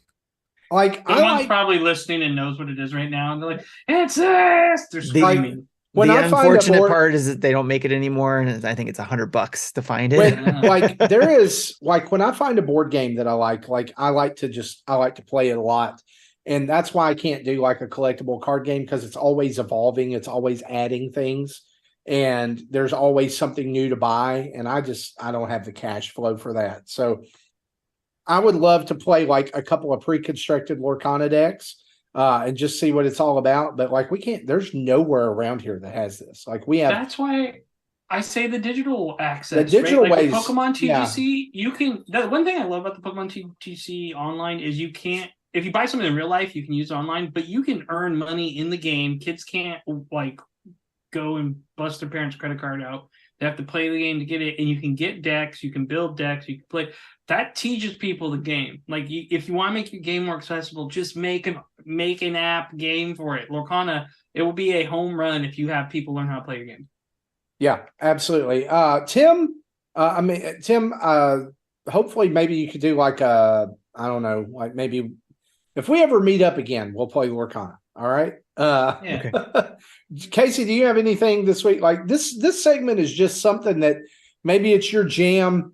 That's non-video game related. You have a minute this week? I do, and it can segue into our jam. But did you want to talk wrestling during this minute, or? Oh man, yeah, absolutely. We can talk wrestling. Okay, let me go get my thing for mine and you can start on the wrestling thing. I'm gonna let my golden retriever be cute in the background here. Let me. Cool. Cool. Yeah. So I'll be right back. This past weekend was the largest professional wrestling event of all time. No joke. It was the largest ticketed single day wrestling event of all time. It was AEW All Elite Wrestling's All In, which was held at Wembley Stadium. I believe the final count was somewhere around 81,900 paid tickets to come to this. I think that I want to say somewhere around a $10 million gate for this event, and it did not disappoint. Tons of great matches. And that's the thing is I love, I saw some people this week comparing it in WrestleMania. And I think that really there's not a there is a comparison, but in a way there's not, because like WrestleMania has become such a spectacle that it's about more than wrestling. It's about the stars that are going to show up. It's about the segments that are going to happen. And then there's the matches. Every bit of All In was all about wrestling and was all about the matches. I know that Casey's coming back here in just a minute, but this is just my plug, my way of saying that if you have not checked out, if you are any type of wrestling fan, whether you were in it, you've lapsed and you used to watch maybe, or maybe you're hardcore WWE or whatever, Japanese wrestling, whatever. If you've not checked out AEW, I think now is a great time to jump in, because they did All In last week, and they typically every year do a show called All Out. That's this Sunday, which is not a great plan, I know, but it is what it is. And usually right after a pay-per-view is a great time to jump in. It's like storylines are ending, they're starting over. And AEW's got 3 shows every week. There's Dynamite on Wednesday nights. It's live. There's Rampage on Friday. It's taped. It's an hour. And then there's also Collision, which comes on Saturday night, and it's live as well. And so I think that there's some guys who are only on certain shows. So kind of like a brand split like WWE did a few years ago. SmackDown and Raw. Yeah, but really it's just because CM Punk's a jerk and doesn't really want to work with some people. So yeah, didn't he say something like he basically was poo-pooing everything again, saying it's just like so poorly run, like he's just So going back, just there's a wrestler there. It's actually Luke Perry's son, Jack Perry. He used to be called Jungle Boy, and then he kind of transferred over to Jungle Boy Jack Perry, and now he's just Jack Perry. He had a match a few weeks ago on one of the shows, and he wanted to use in that segment, it was like a hardcore match or whatever. He wanted to use real glass, which, okay, that's a really dumb idea. Like, okay, yeah. Like we all know wrestling's fake. I get it, but I mean, it's scripted. It's not fake. Right. No, and that's what I try to tell people. It's like, if you fall off the top turnbuckle and go through a table, it's going to hurt. Absolutely. Absolutely. So it's scripted. We all know that. But they do use set up tables and chairs and things like that. And it's sugar glass. Sugar glass. They use from stuff. So he wanted to use glass, and Punk was like, you really don't need to do that. And Perry's like, whatever. And so Punk kind of stopped him from doing it, and they used the other. So at All In, he had a match with actually this is cool. Taz, you know Taz from ECW. Yeah, the Tasmanian, human suplex machine, right? His son wrestles in AEW. His name's Hook. That's that's his wrestler name is Hook. And so the storyline that's been going on for a while is that they've been fighting over the FTW title, which is a totally fake championship belt that Taz brought up years ago. It does not mean for the win. It means F the world. You know, so I figured, I'm like in my head. Right. So they've been fighting and feuding over this title, and they were going to have a match at All In for the FTW title. Perry shows up in a limo, and at some point they fight on top of the limo, and Perry suplexes Hook into the windshield and busts it. And then looks at the camera and says, "It's real glass. Cry me a river." Oof. So nice. Punk is up first in the match after this, because that was on the pre-show. They're transferring over to the real show. Perry goes back through the curtain, and Punk looks at him and says, "You got a problem?" And Perry says, "Well, you heard what I said." And Punk responds to him and says, "You know, I could kick your," and then either pushed one or the other one or whatever. It was over really quickly. There was like a headlock or something or a chokehold, and then they got split up. You think it's a work? I absolutely don't think it's a work, because Punk's like a year ago, Punk had problems with the brawl. Right. I know about the brawl. Yeah. So I think that both of them are suspended by AEW, which is a huge deal, because the pay-per-view Sunday is in Chicago, which is Punk's hometown, which he typically, if he's on a show, they sell it out and then some. And so be a work, I feel like. I don't think it is. I really don't, because that's sad. That makes me sad. Apparently he was this is right by what is called gorilla position. If you're not a wrestling fan, gorilla position is a place where the owners or the people who are kind of running the show sit and watch the matches, and they're able to do talk to the commentators and talk to the referees, because they have in-ear pieces, remind them of timing and stuff. It's named for Gorilla Monsoon, who was a wrestler, legend in the business. So if you're in gorilla position, you're basically trying to run the show. Tony Khan is there, who owns AEW. During the Jacksonville Jaguars. Yeah, during this altercation, it apparently got so out of hand that they knocked over all of the monitors that Tony Khan is watching onto him. And it had to be he was part of breaking it up. And then he and Punk had a closed door meeting where Punk basically told him, "I hate this place," and cussed him out and did all this other stuff. And then he left. So I don't think it's a work, or I think it's absolutely real. I think it's unfortunate, because I'm a Punk fan. I'm a Perry fan too. I like what they're doing with both of them. I think that I just think that, God, they've got to have somebody in WWE, the Undertaker was like the guy who kind of kept everything together in the back. He kind of everybody respected him, and they would do this thing called Wrestler's Court all the time, where if somebody offended another one, they would come and they would they deal with it. And he didn't put up with crap, but he was loyal to the company. AEW needs somebody like that. They need a Daniel Bryan. They need a Bryan Danielson. They need somebody to step up and be that. It's like caring about the Shield, right? Yeah. Be the locker room leader and say, "We're not going to do this crap." And actually, it probably just needs to be Tony Khan.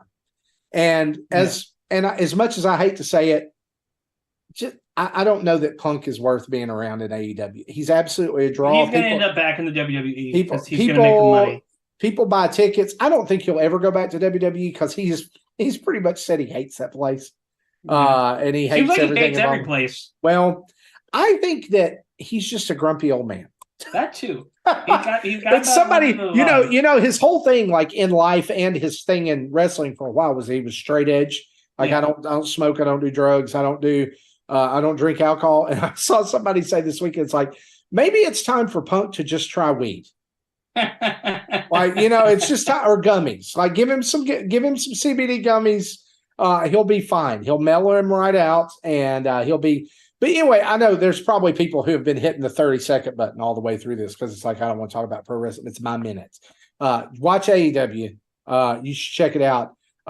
If I can recommend, the attendance was 81,000. That was at Wembley, right? Yeah, it was. If I can recommend anything for you to start, is to go back and watch this week's Dynamite and watch the main event. It was a main event by a guy who calls himself Freshly Squeezed Orange Cassidy, whose gimmick is he's a slacker. He doesn't care about anything. Right. When he comes out, they announce him as they're like, coming down the aisle from wherever, weighing whatever, and like his pyro is like just two little pitiful blasts up in there, like one little thing up in there, and it's just he wrestles with his hands in his pockets. And he's awesome. Against another guy, a Mexican luchador, Penta el Cero Mierdo, which means Penta no fear. And he looks like a skeleton, a wrestling skeleton. It's amazing. Right. Kind of like think La Parka from the WCW days. They had one of the most amazing matches I've ever seen. Awesome. Flat out, really cool. AEW gets criticized a lot for like just being like, oh, it's a spot fest, or oh, it's this and that. Here's the thing. I would rather watch people wrestle and do spot fest than sit and watch another talk show segment on Raw or whatever. Like I watch wrestling for wrestling, right? Yeah. And so that's why AEW, here's the two things that brought me back to wrestling after being a lapsed fan for years. One of them was AEW. The other was Bray Wyatt. And Bray's gone. So I have AEW. Yeah. So I just, this is one of those things I think you should check out. Give it a chance. One time. Yeah. Watch that Orange Cassidy and Penta match. And I don't know, maybe it'll hook you. Anyway, Casey, what's your minute? My minute will lead us into a segue about what we're playing, because it's August 31st as of this recording, and Tribute Games has released the DLC for Teenage Mutant Ninja Turtles Shredder's Revenge Dimension X. So I am a diehard Ninja Turtle fan. I have been my whole life. My son and I went and saw the movie. The new movie is great, by the way. We went on a Tuesday at 10 in the morning. Him and then my dad just recently retired. He came with us. My dad got all misty-eyed because he took me to the first Ninja Turtle movie. And so he had a moment that he's like, I'm taking my grandson. And my dad's not one to get choked up like that. I'm like, are you crying? He's like, no. And it was this nice thing. But I'm a huge Ninja Turtle fan. And the IDW Ninja Turtles and the Ninja Turtle movie right now are the big, the new Ninja Turtle movie, the Seth Rogen did. You can tell he's a real good fan of the comics. These are the collector's edition for people that can't. I like that binding. That's nice. Dude, the binding's cool. I'm such a book nerd. If you want to see something really cool, they put in a little bookmark that matches the binding like their masks, of course, right? Of course. I have all 14 of the volumes. Like I collect them. They're the hardbound, so it's the year's worth of whatever comes out in the comics, and they put it up there. Nice. My son actually just started reading the first one, and so it's pretty cool. The Ninja Turtle movie and these books, the new movie takes a blend of the 80s cartoon and all the other like Ninja Turtle properties and balances it really well. And I guess this is a minor non-spoiler spoiler. I love that they did a movie where Shredder's not involved, where there's a different bad guy. They're like, hey, let's do something different with this whole, like all these characters that we have. Yeah. And my son was super in it. And the fact that the kids were teenagers that did the voices of the Ninja Turtles was perfect. Mm-hmm. Like I was like, oh, it was an interesting take. They were super funny. They were relatable. And it was a really fun, good movie. Nice. And I'm so excited for this game. I had it downloaded. I had to go to work this morning, and I got up at 4 a.m. It wasn't ready to download yet. And then when I left for work at 7, that came up on the eShop, and I downloaded it. So I'm kind of chomping at the bit to play. Nice. Awesome. So let's dive straight into what we've been playing then, shall we? Yeah.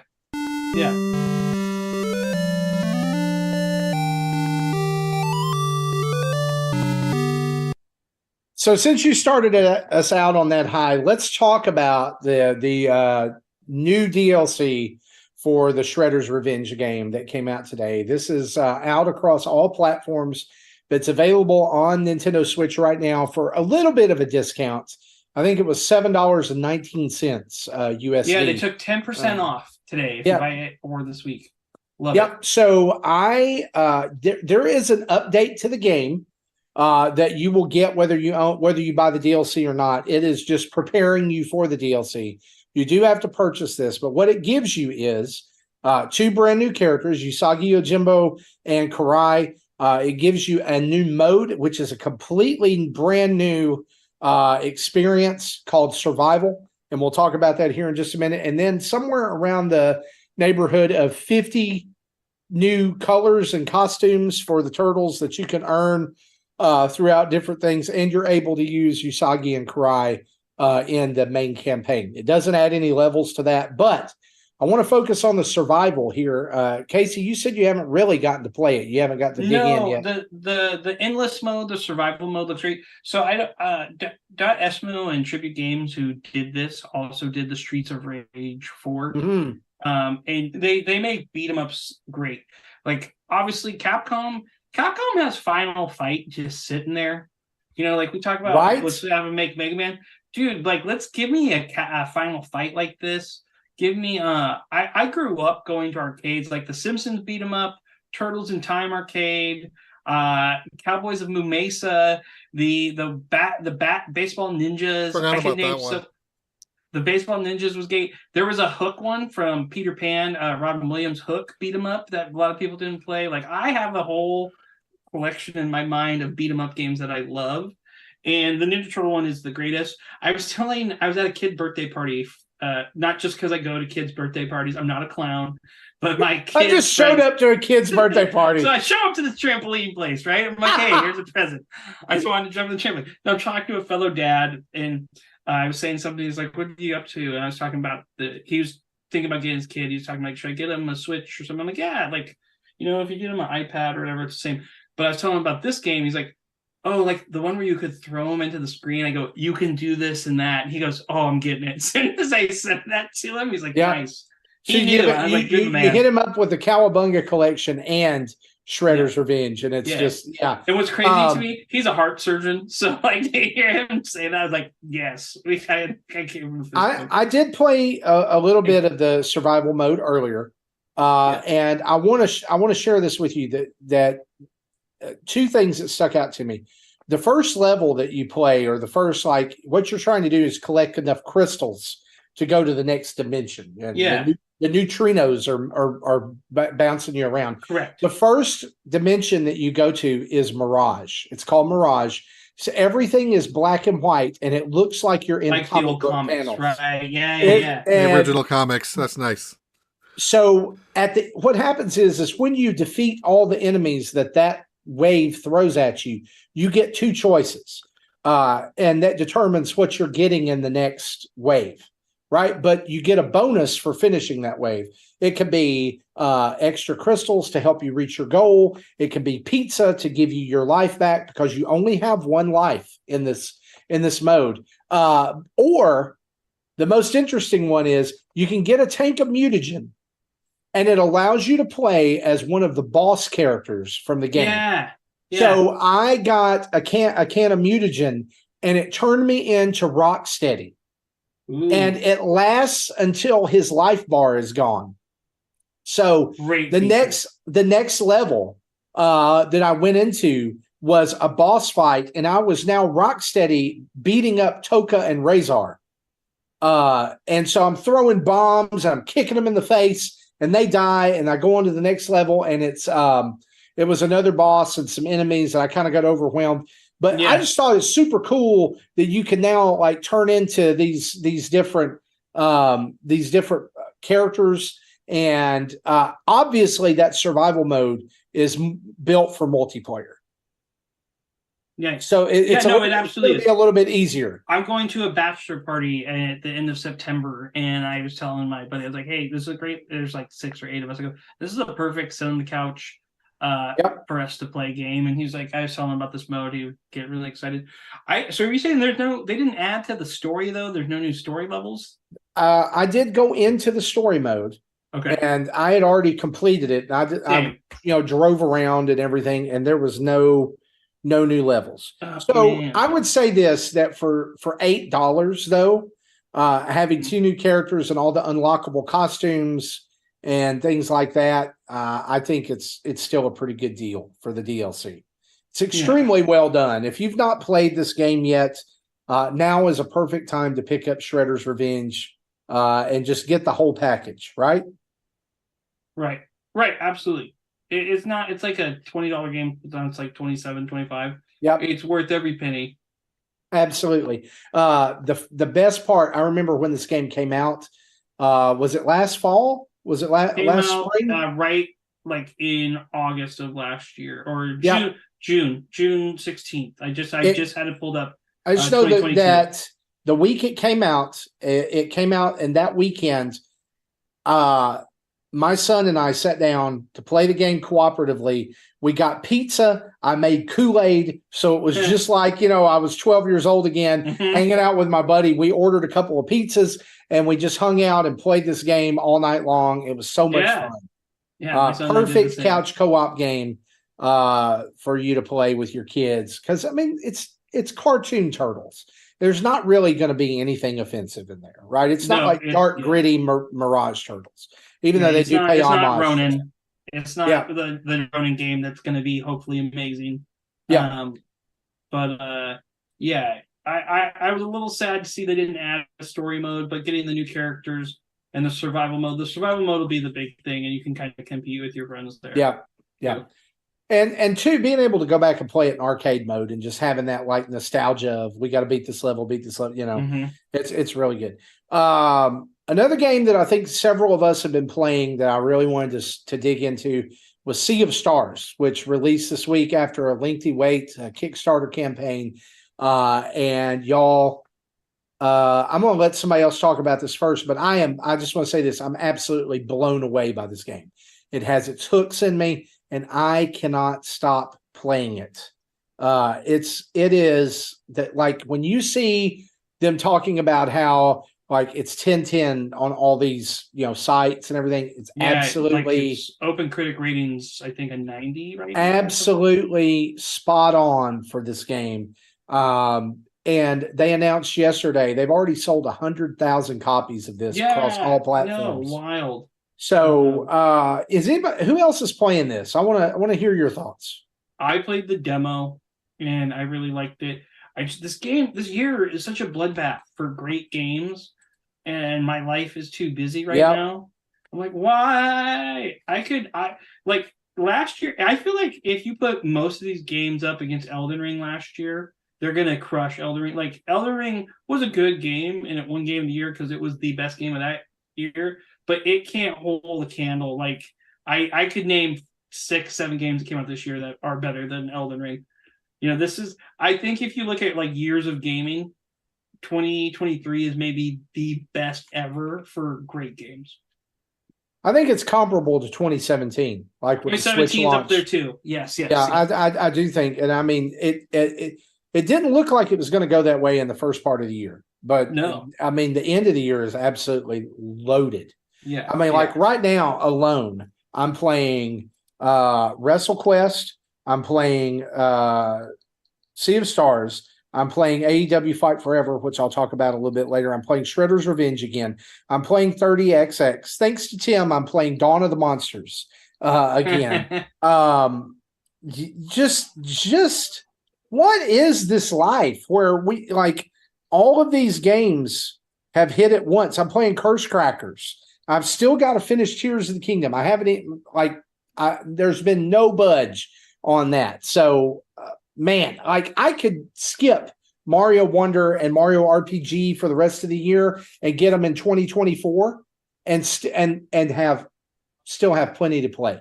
And that's on top of life, work, and school going on right now. So, just wow.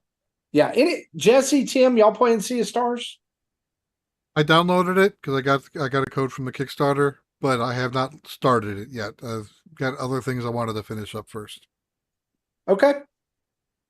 Yes, I've been playing it. I opted to get it on the PS5 because of the PS Plus subscription I have, so I was able to download it right away, just kind of like Stray. I was able to play that. So that is the game I'm playing on my PS5, and yes, I'm the same way, Marty. I can't put this thing down. I played the demo too, and I enjoyed the time there, but everything about the way this game is started the way it trains you how to be that character. The animation call back to, you know, like your Chrono Trigger type thing is initially what everybody said when they first saw it, but it also gives me some Mario and Luigi Superstar Saga feels. Yeah. So It's definitely easy to see that they were influenced by a lot of different RPGs, right? Yeah.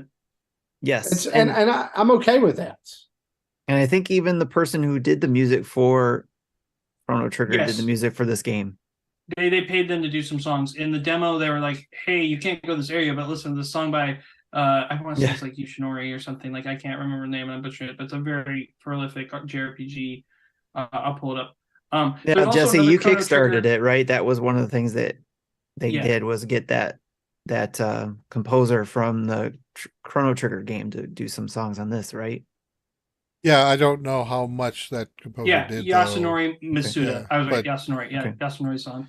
And here's something that I think is that I don't think the demo did this really well, but I do think that the early part of the game really has done so well. And I think maybe this is what has grabbed me so much is the moving around on the map, like being able to climb, walk across tight ropes. It's not slow either. It's just a lot like Chrono Trigger. Mm-hmm. Yeah, and it's just the way it's done is just really, I don't know. And what I like the about dynamic it too, between the characters too in the beginning. The dynamics between all characters, and not to spoil anything, obviously, but the dynamic between all that, which is also a part of the story that you build on. But the other thing that I liked about it too is that I like my RPGs, but to me, more and more these days, maybe it's because I'm getting older and I want things more simple. I don't know, but it seems like RPGs are getting more difficult, even more so nowadays. Like, they got to throw in everything. And Marty, we've talked about this before about throwing too much in. Like, do you have to craft? Do you have to cook? Do you have to repair this, repair that, or get that and get this? And then there's skill tree this and skill tree that, and all that stuff. But they've really simplified it to where they're slowly building you up as you're learning how to utilize these functions in the game, utilize your tools, to where you either using your weapons or you're using your magic, and you have to balance it. They teach you that right at the beginning. You're going to have to balance it, so you're not trying to be OP with magic or OP with your weapon. You got to balance it, because hitting with your weapon replenishes your magic. I think that that system is genius. And they want you to use that combo meter too. They don't just, hey, use your power moves, do the cool stuff always. Yeah. It's a masterclass. If you have not looked at this, there, like we said, there is a demo. You can check it out for yourself. The demo doesn't do it justice. No, I've played but it gives you a taste of what the gameplay is like. And I think that would be a great way to get started. But I think you're right. It is really hard to get a demo for an RPG and do it right. I think Octopath, it's a moving target, the best. I'm sorry to cut you off, Marty. I didn't mean to do no, that. No, it's okay. I think the demos are hard. Octopath has always been smart in that it will say you can play the first 3 hours for free, and it just gives you the full game, right? And you can do what you can in 3 hours. I think when you get a heady, long RPG like that, that's the only way you can do it. That See a Start thing. There's a short on the Nintendo Dad's YouTube page of you doing the boomerang over and over and over and over. I just love watching that, because one, it reminds me of the jumping in Super Mario RPG when you time it. I was like, he's played Super Mario RPG. He knows how to time stuff, but it looks satisfying like that. Like, you can just keep donk. That was my first trophy, was being able to do that weapon 25 times, 25 times. So I was like, I got a trophy for that. It was my first trophy in the game too. So it was pretty cool. Yeah. But So definitely right now, as obviously we are just starting it out, but unless it really tanks towards the end, it's really awesome game and yeah, I well think worth it the can wait. only go up from here, right? Like, Yeah. so yeah. So we're trying a little something different with what we've been playing and talking about games we're all kind of all in on, or several of us are in on, but then we're leaving room for people to talk about games that they've been playing individually as well. So Casey, you're our guest. We'll start with you. What are some games that you've been playing that maybe the rest of us haven't? I wrapped Octopath Traveler 2. I'm actually working on a review for that. That may or may not appear on this channel. I'm gonna give it to you guys, and we'll see if you guys like it. And then I played again. My main game has been Gravity Circuit, which is the love child of Shovel Knight and Mega Man, is the best way to put it. If you like those games and you like that 16 bit pixel art, it feels good. There's 8 robots. It's a whole world of robots. It's really well done. It's got really funny, piffy dialogue. You can build your character. What's different is he doesn't have a blaster. He does have a grappling hook. There's a grappling hook mechanic. He's got fighting moves, and he does have, I call it the Scrooge McDuck, which Shovel Knight totally took. And if you've ever played DuckTales on NES, the down on the cane attack, which is one of the greatest attacks in all video games, it just feels good that thunk, thunk, thunk, because you can keep doing it. You can do that in Gravity Circuit.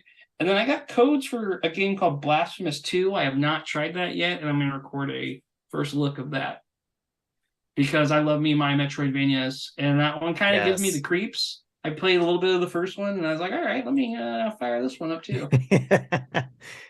That is the only reason why I didn't buy the first one or the second one, because it's creepy. It gets creepy. I've played creepy games. Like Dante's Inferno is one of my favorites, but that's a creepy game. But I hadn't been in the mood to play those type of things, so I just haven't picked that one up. But I'm looking forward to your first look at it. Yeah, I'm a wimp when it comes to scary things, so you might hear some girlish screams as I'm playing it. And the other thing I've been prepping for, I'm a huge Pokemon fan. Pokemon Scarlet, Violet has one of the DLC comes on the 14th, but they have a big raid going on this weekend. And the raids it's like a legacy Pokemon. When you do it and you complete it with the group, you get to capture that Pokemon. That Pokemon has perfect stats, because if you don't know about competitive battling, you have to do things to build their EVs and stuff. You get this Pokemon and it's set. So this is like a perfect setup Mewtwo. It is really hard. The moveset came out. Steve from It's Super Effective Pokemon Cast had it. People say it's really hard. There was a Mew event. You can get a free Mew, and if you use Mew, it makes it a little bit easier. But I have a group that that was with us at Underpower, the Underpower Discord. My buddy Eric's going to start a Pokemon channel here in the next few months called Slow Bros, which I love. He's a big card collector, and I was like, great name. I'm going to help him out there a little bit. But we're getting ready for the raids. Ghost and Bug Pokemon, you want to bring them. Mewtwo, not joking around. He buffs up. Some people like to do the solo raid thing. I'm in the experience they made those to be because everybody can trade now, right? Remember, like the big thing about Pokemon was get the cable, find a friend, trade with a friend. That's how you communicated. It's the community. This is their new, like, hey, because raids are really big and Go, we want to bring that community aspect to this game. So I like doing it with a group and everyone build. I love to see what like someone brings too. Like, I'm going to bring this Pokemon. I didn't think to use that. And so all of us usually have like 2 or 3 that we swap out and try. It's really fun. And if anybody in the NinTendad Discord needs help or wants to get carried, me and my Sizor will crush. Nice. Awesome. Tim, let's go to you. What have you been playing that's unique to you? Sure. So like we talked about, obviously PS5, CS Stars. I've been playing something on every system right now, trying to get some use out of these things I have. But I've been playing Baldur's Gate 3 with Third Strongest Mole, Sam, over at Retro Logic and Spider Shan here in our community. We've been playing Baldur's Gate 3 together, and it's been a lot of fun. We've been taking a good chunk of time on the weekend. This past weekend, we actually did Saturday and Sunday. And then this weekend, we'll probably just be doing Sunday, I think is what we have time for. But we spent a good 3 to 4 hours in it. doing Baldur's Gate 3, and it is your classic RPG point, what do D you and call it? D, right? Yeah, Like, D&D, dice which I roll, love. turn-based, and slow because I'm slow. I have to think about my moves and think about what I'm doing. Plus I'm getting used to the game setup and all that kind of stuff, where these guys they goofed around in it a little bit before playing together, and they're helping me along. They're very nice about it. But What race and class are you playing? oh geez, oh Pete's. I'm gonna have to come back to you on that one. I am Okay. a half elf. Okay. Um I can't remember my class. Oh, I'm a wizard.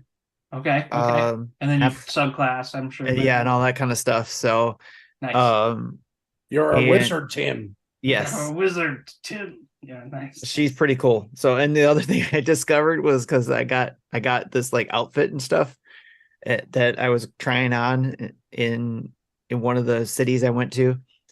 I removed her clothes to give to sell off to put on the new clothes, and I heard about it but forgot about it, that Boulder Gate 3 has total, Nudity, yeah. pretty much nudity, but she had a bathing suit on, pretty much is what I'll call it, because it was a one piece bathing suit. It was just like I took it off, and the other guy saw it because they saw my character on the screen just went naked essentially, and they're just like, what are you doing there, Tim?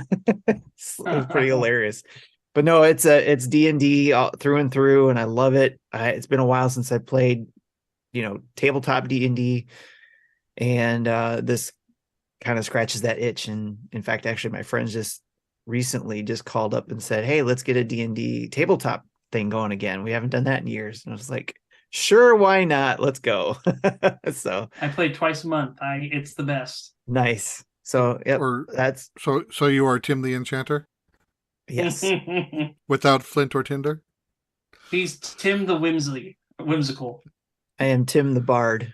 I I'm sing Tim the songs of Bard. no. So You that endless whisper.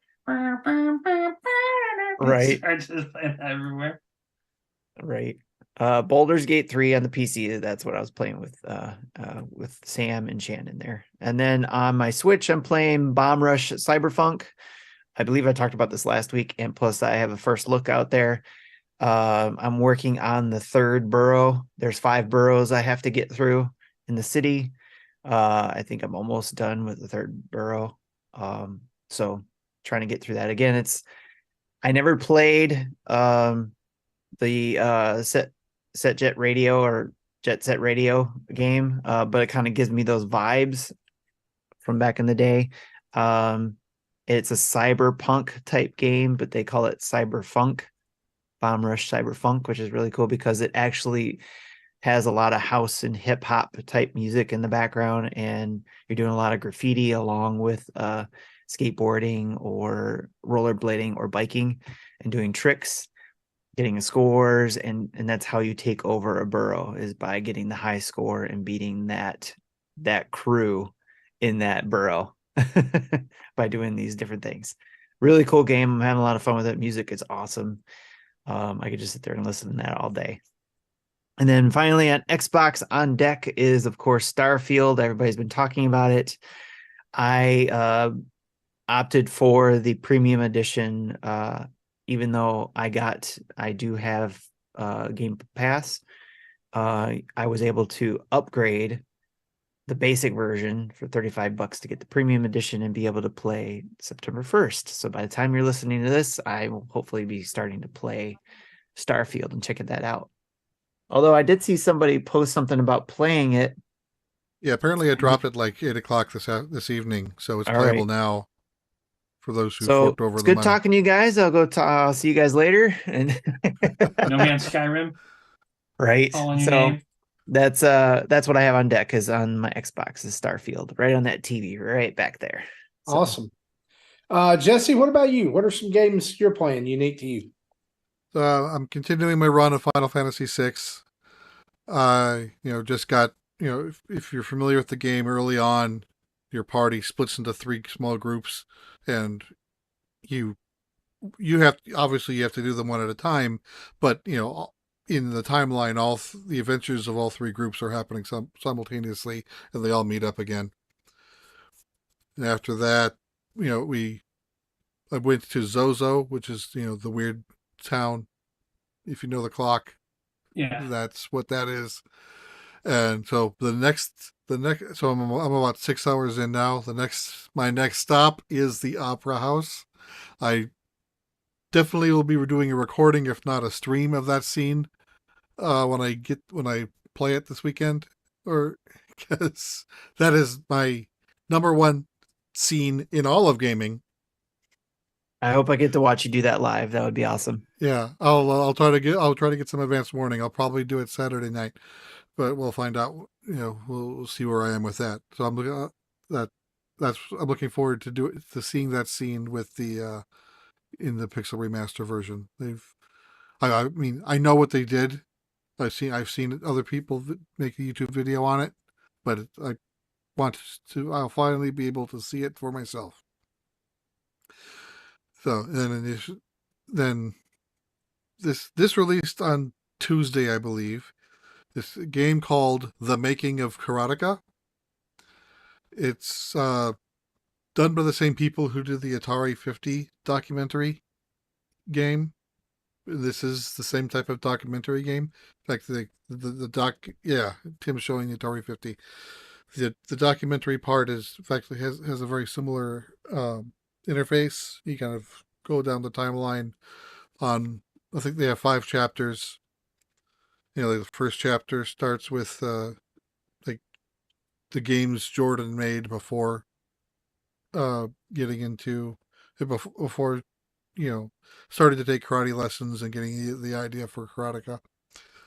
And in fact, one of his games, he started working with Broderbund with one of these other games. I don't think it ever finally it released, but he had like a foot in the door with the publisher, even back in 83, 84. And then they have like playable versions of these prototypes of these older games. In fact, they have a prototype versions of Karateka. So in addition to having the full retail release of the Apple version, the Commodore 64 version, the Atari 800 version, and then they did a remastered version, which the graphics still looks pixely. It looks like it's done on a Super Nintendo that had a processor twice as powerful as the Super Nintendo. It looks really cool. The animation, it uses the same keyframes as the animation from the original game, which is famously rotoscoped. Like one, if not the first, it was one of the first games to use rotoscoped art.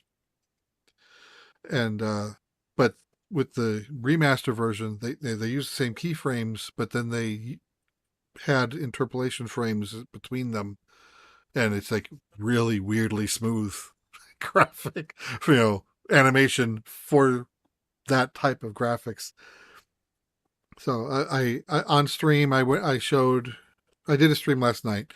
I showed chapter 1 of the documentary. I played the Apple version of the game to completion, including showing off what happens, with a twist end if you're not careful, because it does have a rewind feature. So I was able to do the bad ending and then rewind it to do the good ending.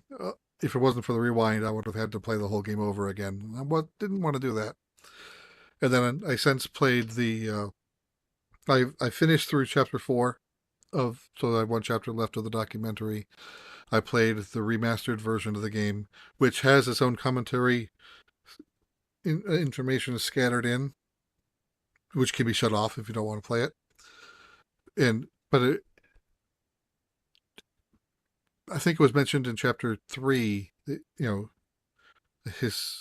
while he was in development before the game released, he spent the summer working with Broderbund to polish in the game, and they built this a panther character that they wanted to get in the game, but they couldn't agree on how to use it, so it ended up getting scrapped. They incorporated the Panther character in the remastered version, and I kind of like what they did with it. So that was a surprise. Excuse me. So, and then so I still want to play the C64 version and the Atari 800 version of the games, and then the Chapter 5, and then I've pretty much done everything I can do with that game. But yeah, if you haven't played Karateka before, it's something to check out. It's literally one of the best games that was released on the Apple system, or any computer back in the mid '80s. I'm gonna be honest with you. You've taught me something tonight. Yes, because I always saw this game and thought it was pronounced Karateka. I don't know why. Well, they mentioned this at least 3 different times in the documentary. There's like 3 common pronunciations of the game. In fact, I forgot his name. Was Jeremy? I forgot already. The kid who wrote it, his father, both call it Karateka. Other people says Karateka. Growing up, most people I knew called it Karateka. But they basically said, it doesn't matter what you call it. We all know what you mean. Have fun. So no one who officially worked with the game gets offended if it's spoken one way or the other. I went and actually Googled, how do you pronounce Karateka? And you pronounced it right. So that's Karateka? it. Again, even the official Karateka. Yeah. The guy who wrote the game doesn't care how you pronounce it. Why don't they just call it karate? I mean, just call it karate. Well, that's it. He wanted something. They wanted something copyrightable. That's part of it. Also, someone who practices karate is like that. That's the term. Is there karateka? Yeah, one who is learning karate is a karateka. Yeah. Karateka. Okay. How's that? It's terrible. That reminded me of like the commander from G.I. Joe. Oh yeah, Cobra. Yeah, Cobra Commander. On that note, let me just for a couple of minutes, I want to talk about 3 games I was playing. AEW Fight Forever got a new update today, added some new characters and added some costumes for some of the wrestlers. It's kind of updated them to kind of their current gimmicks, which is pretty cool. I wish they'd done it for all of them, but maybe that's coming. And Dawn of the Monsters. Tim, you did a fantastic job on the video you did with the arcade edition. And it made me download the game and try it again. I'm loving it, having a great time with it. Again, it's one of the 15 billion games that I'm playing right now. I will tell you a game I'm not going to play, and this is on maybe I need to start a segment, or we need to start a segment each week called Games We Don't Recommend. And here it is, Excitebike 64. If you like this game, I'm sorry, it's hot garbage. Why did anybody ever like this game? It is the worst racing game of all time, unseating my previously held worst racing game of all time, Mario Kart for the Game Boy Advance. Excitebike 64, like you can't even, I don't even, like they took Excitebike, which is awesome, and made it like, tried to be like realistic about it. Look, Nashville, Tennessee is even in the game. I'm not even going to get to that point. I don't care. If I could delete games off my NSO and Nintendo 64 app, I would delete Excitebike 64. Give us a real game, Nintendo. Blast Core. Quest 64. Oh, okay. Quest 64. Quest 64 is better than this. Superman 64. Superman 64 is better than this. Awful. Nintendo should be ashamed of themselves. And on that note, let's talk some questions. Community spotlight time, y'all.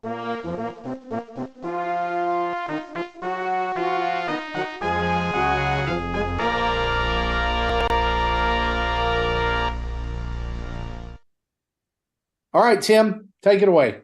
All right, we got a ton of questions to get through, so let's see if we can get through these awesome questions that we got this week. First up, we got a few email questions. First from 450, sent from his iToaster. That's what his signature I said. love it. How often it. do you let reviews talk you out of a game? There was one time I was at a GameStop stuck behind a woman who had a million questions for the clerk behind the counter. While she's asking her questions, I have a copy of some Harvest Moon game of the 3DS in one hand and my phone in the other. I looked up the reviews and it was total garbage. So I put it back, but I was already in line. I couldn't not buy something. So I found this super colorful box for the Wii U for a title I'd never heard of and didn't look up reviews for the game because I didn't want to be talked out of. That game has become a staple in my home. It's called Splatoon. I picked up Splatoon because other people didn't like Harvest Moon game on the 3DS. So how often do you let reviews talk you out of a game?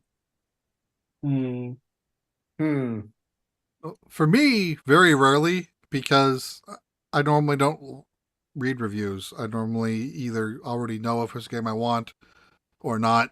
And if it's a game I want, I normally get it day one. So I don't give myself time to hear reviews. For me, it's from hearing other people talk about a game. Like if I haven't picked it up yet and tried it out myself, and I start hearing people talk about it. For example, like this game called Excitebike 64. I heard this guy talk about how awful it is. So I was excited to try it out because I like racing games, but now I'm not so sure. He's pretty right. Sounds like a smart guy. Naturally. So, but seriously though, it's from other people, not necessarily reviews from say magazines. Maybe that's what he meant or they meant. But it was basically I listened to my peers essentially, if you will. Mm-hmm. If they've already got their hands on it, and especially if someone is similar to things that I like and I respect their opinions, then I will, be like, okay, maybe I won't pick this game up. I know of 2 times that this happened for me.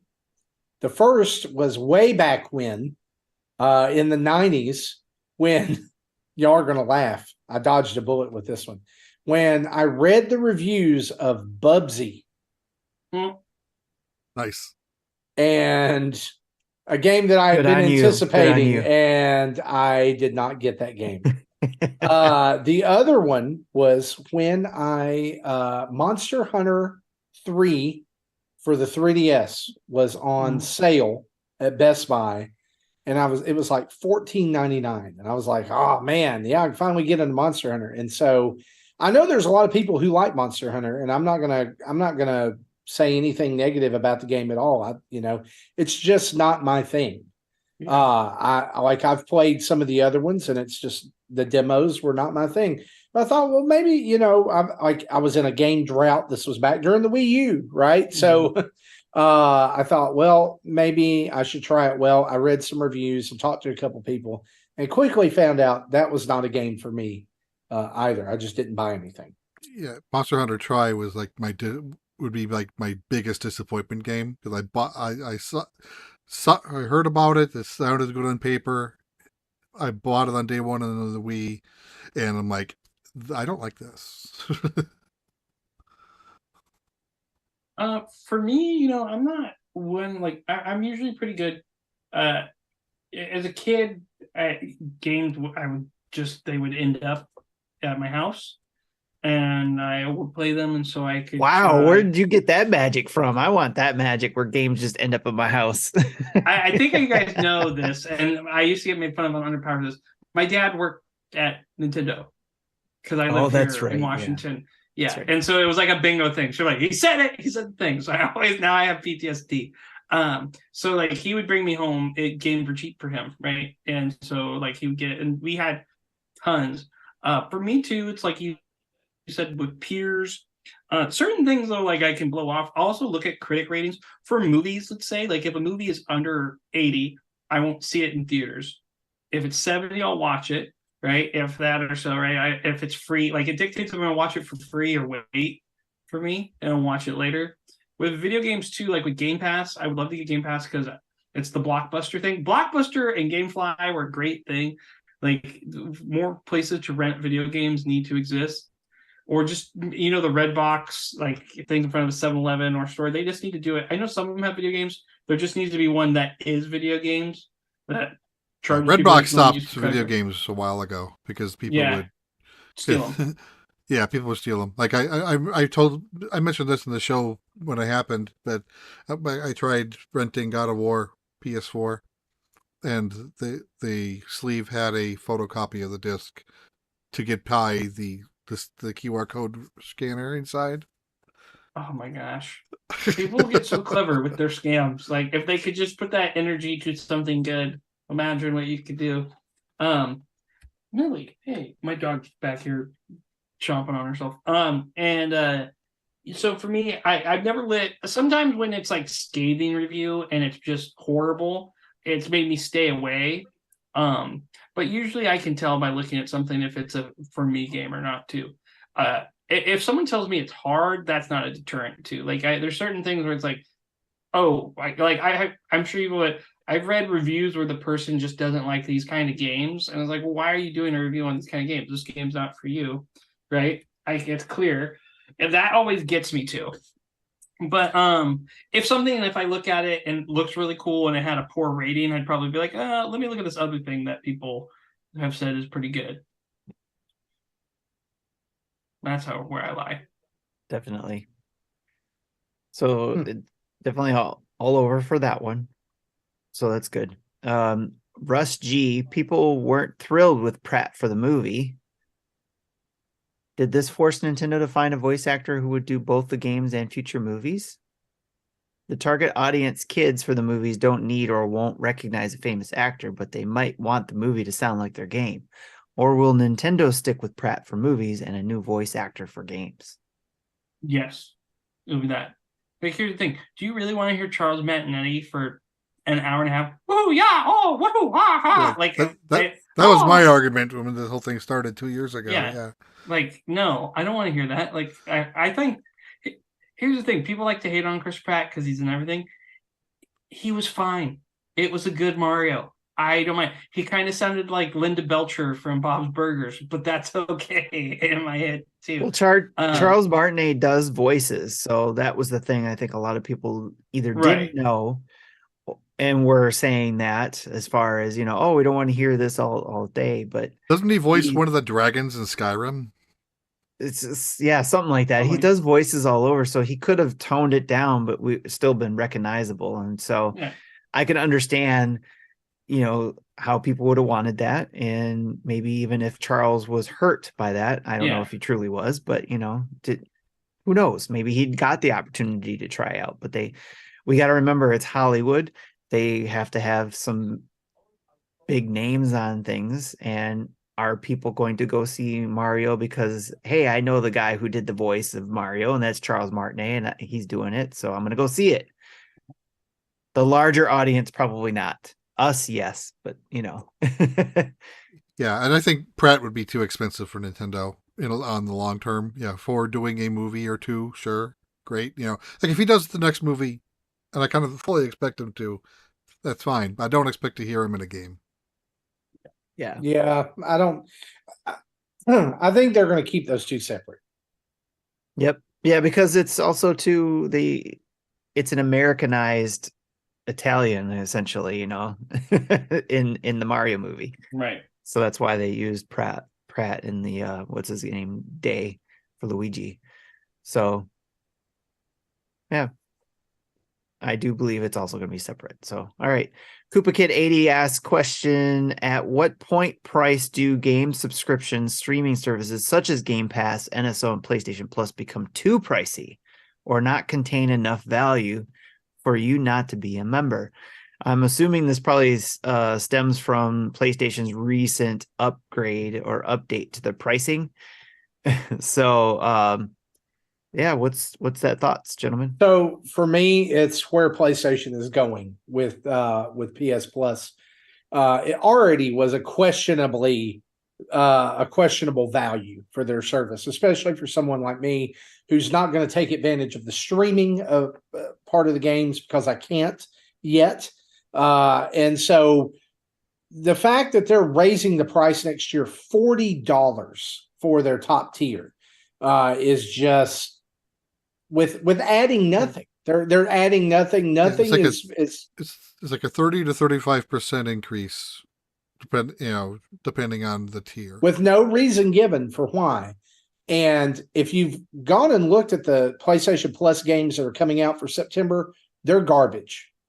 They're not great. Saints and Row, so yay! It's a Saints Row game that reviewed very badly, and 2 games that are like, I don't even know what they are. So I saw them and was like, I've never heard of these before. The value is not there. So I will, internet's coming to my region. Thank God. Finally, we're going to get internet and I'll be able to start doing stuff from home. But I won't be playing PlayStation online. It's not going to happen. Number one, I already don't have enough games I play there online. Number 2, I'll probably just stick with Nintendo. Do I feel like a price increase is coming for Nintendo subscribers at some point? Yeah, but I don't think it's going to be that hefty. It's not going to be a 35% increase with nothing behind it. It's just, that's a bridge too far, and I'll cancel my service when it comes up for renewal. I'll do the, and like I have Xbox too, and I'll probably do the same with them because I know that's going to go up. They've already announced some increases. And that already probably went up. more. Yeah. Yep. And inflation everywhere sucks. Because I know I've paid ahead with Sony.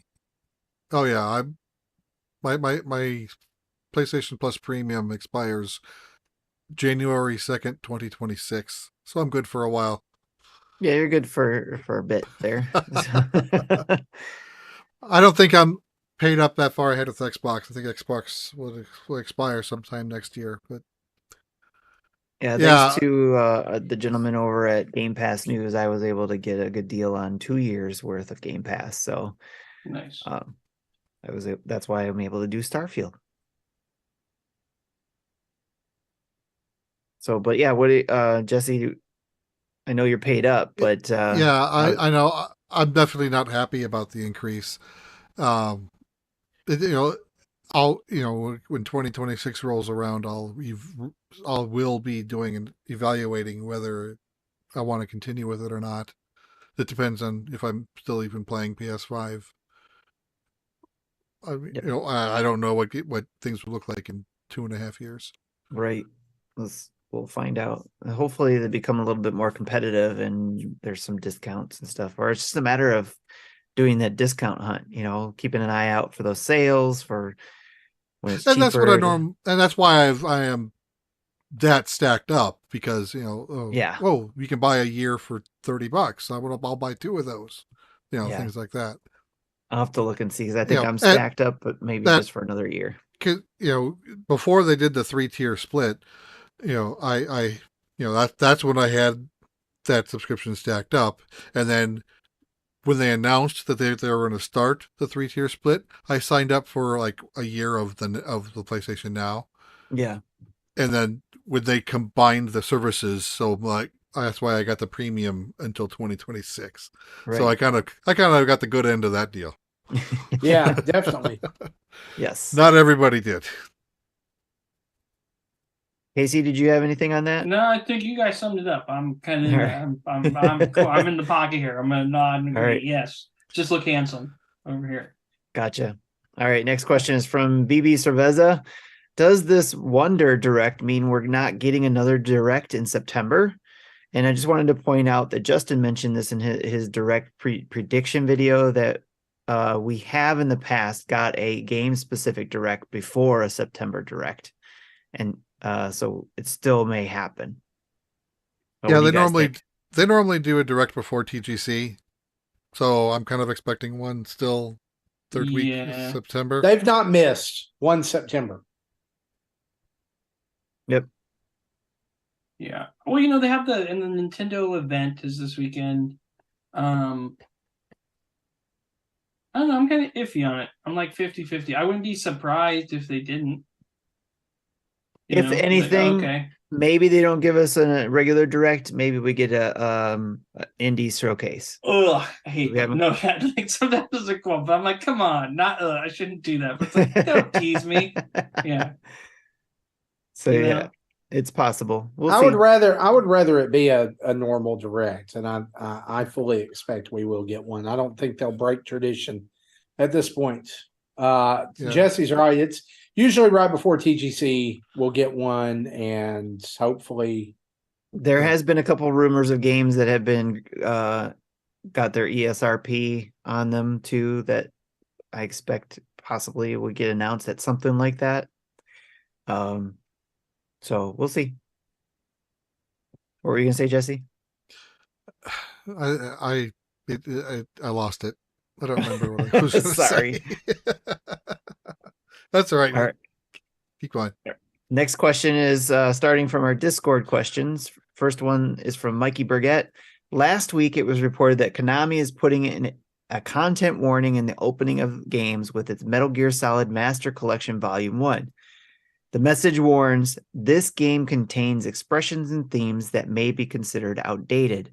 However, these elements have been included without alteration to preserve the historical context in which the game was made and the creator's original vision. Player discretion is advised.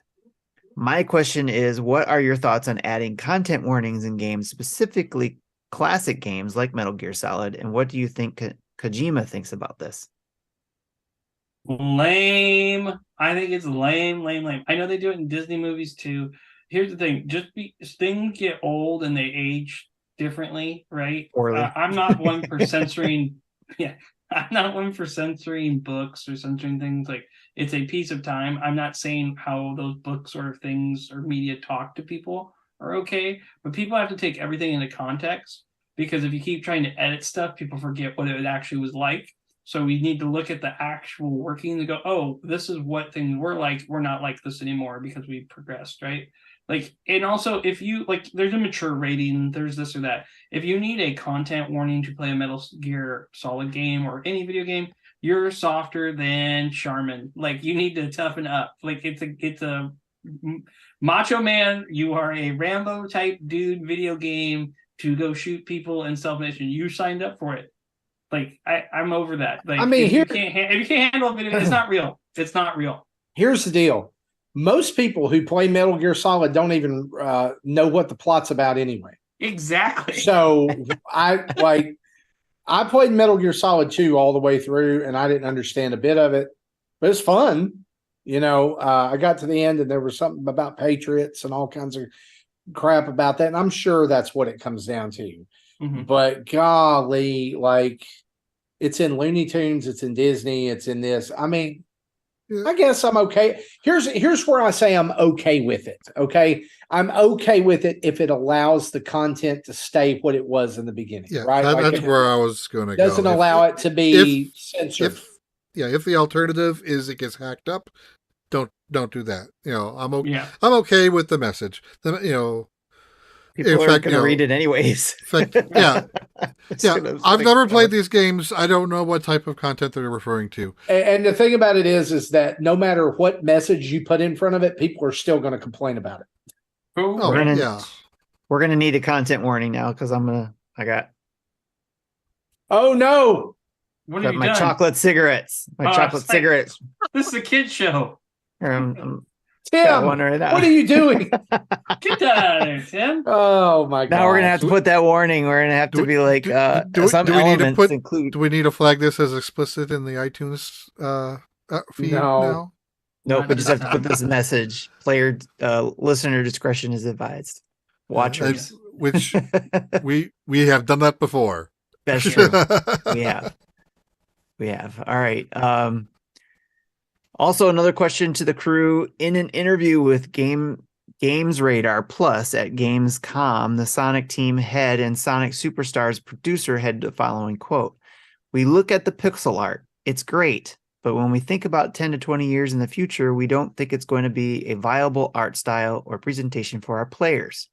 And in order to advance and really step things up, we did want to make sure that we're presenting something that 10 to 20 years down the road we're still evolving and creating new content for. Question is, do you think pixel art games will be a viable art style in 10 years? Yes. Yeah. I mean, how many years since Well, Super Nintendo and everybody's loving the 16 art style games is getting a renaissance. You know, Style it is has style, for the man. last Yeah. 10 years. Look at WrestleQuest. You know, beautiful 32-bit type of style of pixel graphics. It's and then Sea of Stars just released. It looks yeah, it's these. I think these people are just trying to talk themselves out of. You know, they're trying to convince themselves more than they're trying to convince the fans. Yeah. Someone will make a cool game. Like Undertale is not going to blow you away, but because it's style and it's done so well, it's a great example of that. Undertale was a phenomenon. 2.5 HD, Octopath, my favorite series. I love Octopath, which has taken the torch from Final Fantasy to me. Octopath is a stunning game, right? Because it's like a backdrop. I think you're going to see, I actually think some kids will go and be like, I'm going to make it look like a 64 game. They're going to want to go make it look really polygonal. Like you're going to see a lot of weird chunky styles and different things. They tried that with Y2K and that was awful. Someone will do it. Yes, someone will do it right. There's that Mina the mouse game from Yacht Club that's coming out too. That's a Mina the Hollower. Yeah, it looks awesome. Yeah, like I will always play pixel art games. So I think that we have, as a hobby and as an industry, have gotten so hyper focused on everything has to look like real life. And I've said this on the show before. I do not play video games to experience real life. Same. I play video games to escape from real life, which is why Mario Wonder looks amazing to me, which is why Wind Waker is my favorite Zelda game. Yeah. Sea of Stars looks amazing because it calls back to Chrono Trigger, which is also pixel art and one of the most awesome, gorgeous RPGs of all time. I think that pixel art is like one of those art forms that it's a true art form. Like you can do so much with pixel art and like it takes skill to do that. Like anybody could throw some junk into a computer and 3D render it, right? But it takes skill to like do pixel art and make it have depth and emotion and nuance, and people are doing that. And it's sad to me that there's companies who buy into this lie of let's make this the next. And hear me when I say this. I think the new Sonic game that's coming out, I think it looks really good. I think Sonic Superstars, I like what they're doing with it. Same. But CGI can become so soulless that, you know, and like 3D rendering can become so plasticky in some ways. And I know there's ways around that, but like not everything has to look like it can be real. Correct.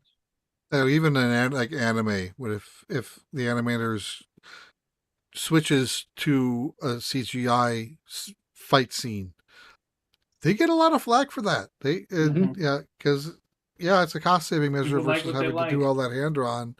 But and there was something else I was going to say now, and now I forgot it. Oh pixel art, especially if it has the limitations of hardware, NES, SNES, even going back to the Apple II, I was talking about Karateka earlier. If they can make good pixel art within limitations of hardware, then that's even all the better. Where today you can make a pixel art style, but it really doesn't have any limitations based on hardware. You can make things do whatever you want it to do. But even like on a Commodore 64, if you look closely at some of those really nice pixel arts, if you look at a small square, you'll never see more than two colors in that square, even though it's using 100 colors total on the screen. Each little square has no more than two colors because it physically can't do that. So it takes a lot of skill to do that good with the limitations of hardware from the 80s and 90s. Very good. Well, I hope that answers that question for Mikey. And next up, we got a question from Mo Spankins, one of our favorite named people here and I think they're still hanging around in the chat. But before I ask Mo Spankin's question, we did get another question late in the Discord asking, can you say Mo Spankins in the coolest way possible? No. Who say most spankings?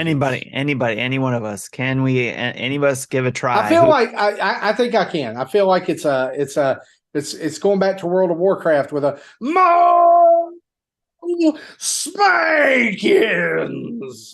There you go. I think that wins. I don't even have to try now. Even with the microphone peak in there, huh? Right. Mo All right. Spankins. So that was from Bruce, by the way. He wanted to know that question, like if anybody else could say it the coolest way. So Mo Spankins, with so many great games releasing and being hyped up, how do you manage with the hype, anticipation, expectation, and finally having the game in your hands? I find the younger generation to be very influenced to buy something because it's the hot game that month. How do you deal with this in your household with your own kids? Another thing that I think a lot of people in the gaming community forget is that not everyone is afforded the luxury of having every console and the disposable income to buy every big release on day one. How do you manage these things in your family with your own kids? Thanks, guys. Yeah, this is a great question. I think it was last week or the week before last where I talked about when there was a ton of people on my timeline playing Pikmin 4. Like I had serious FOMO, right? Because I did not have Pikmin 4. I still don't have Pikmin 4, and I'm probably not going to buy Pikmin 4. Well, Pikmin 4 has now morphed into Starfield. Like there's a ton of people playing and going to be playing Starfield on my timeline. They're going to be filling the timeline with videos. And I made the ship. Armored Core is another example of that. This week we saw tons of people. Look at my mech. Look at this. Look at that. I think that I'm not the person to answer this question because I do a really bad job about this because I have a huge backlog. And I'm constantly looking for the next game to like get that dopamine hit, right? Like of the the new game smell, right? It didn't used to be like that. I mean, I remember back in the SNES days when I would get a game and it's like, okay, dude, that's like your game for 3 or 4 months at least. Right. But also we didn't have the ability to have games on tap, like on stream or on demand.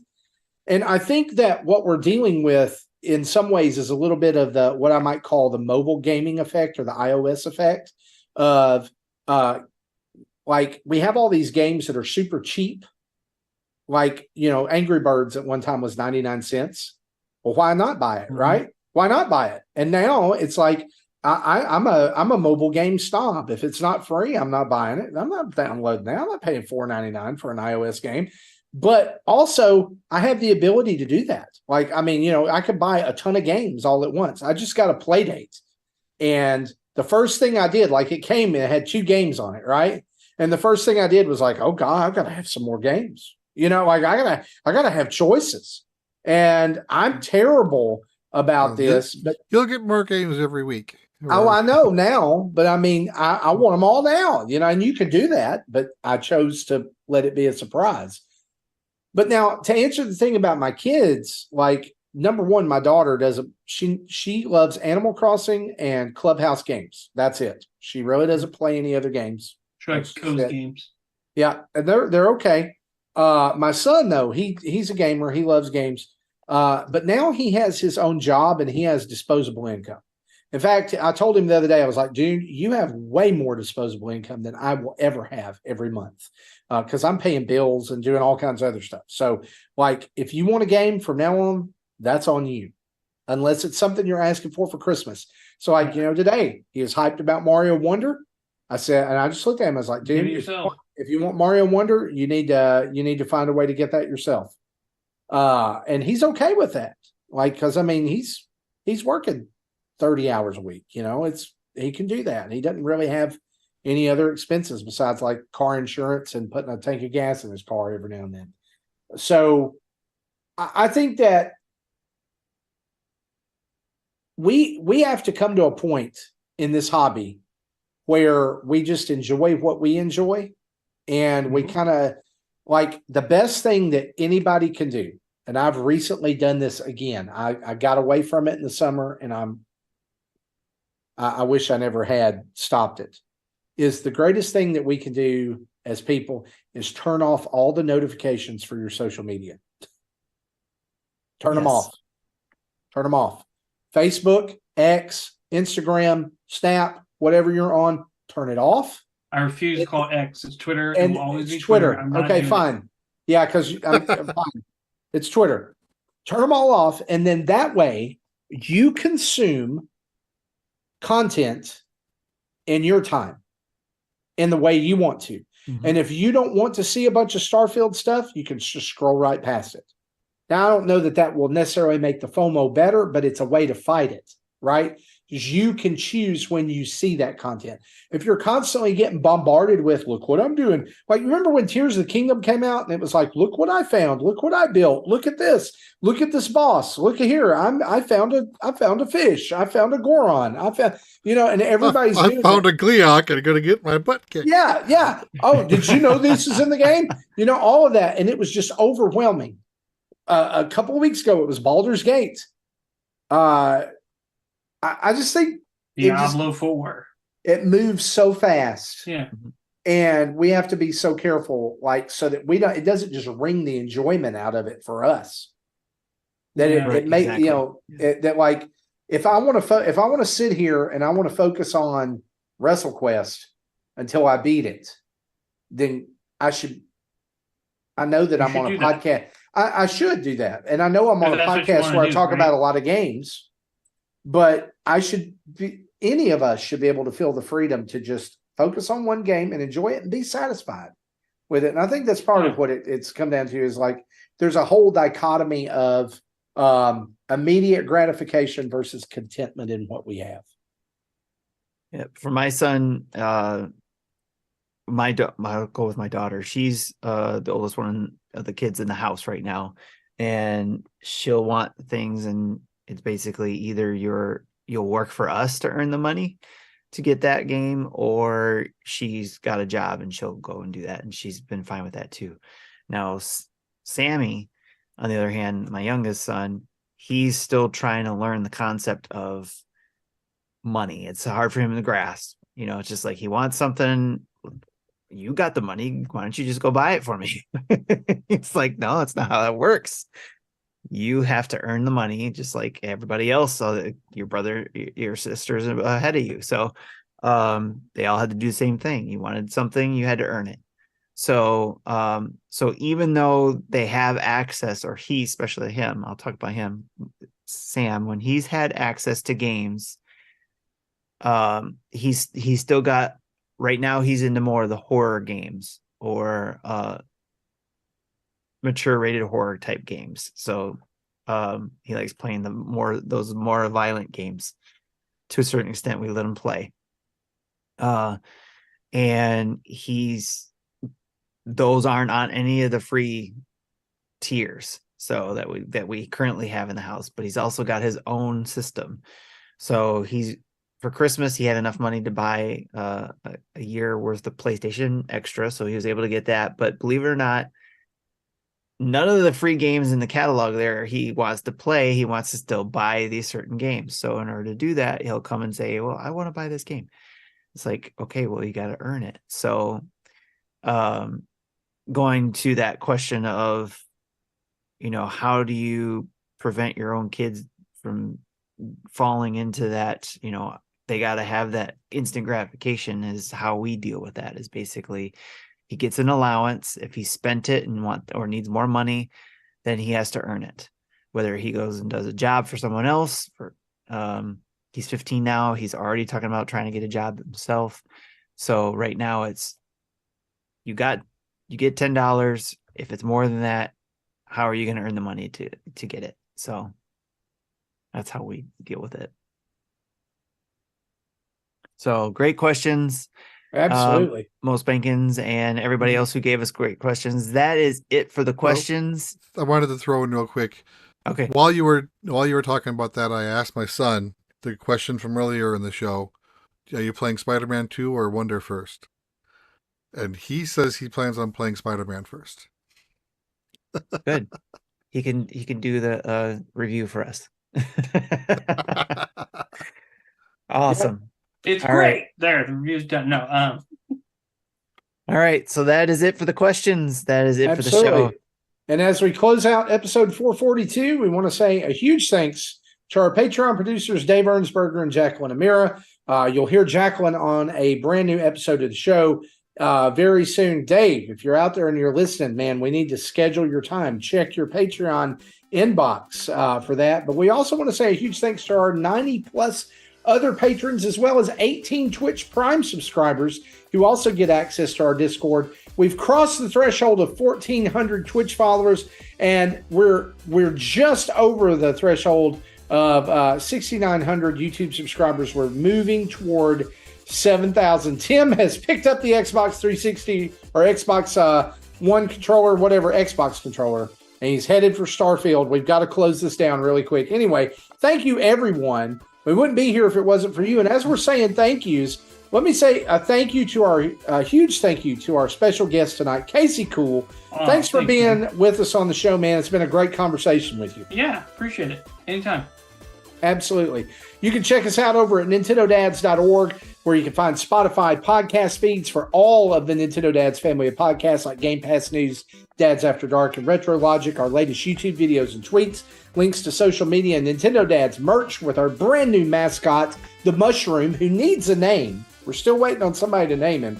And don't forget to check out our sponsor, Manscaped, over at manscaped.com and get 20% off your order and free shipping with the code NINDADS. That's NINDADS. You can contact us in most places just by typing in NINDADS or Nintendo Dads, like on social media or anything like that, or email us at nintendodads@gmail.com or call in and leave a voicemail at 929-25-NDADS. That's 929-256-3237. Big thanks to OC Remix for the music used throughout the show. A reminder, download us from your favorite, wherever you download us from your favorite podcast catcher of choice. Please, if they offer reviews, go in and leave us a 5-star review and a comment. We would love to read your thoughts on the show, but we'd also, those reviews push us up the charts and they help other people find the show that you enjoy week in and week out. Guys, thanks for listening to Nintendo Dads each and every week, or if you're a new listener, thanks for listening the first time. This has been episode 442. For the rest of the guys, we'll see you next week. Bye-bye.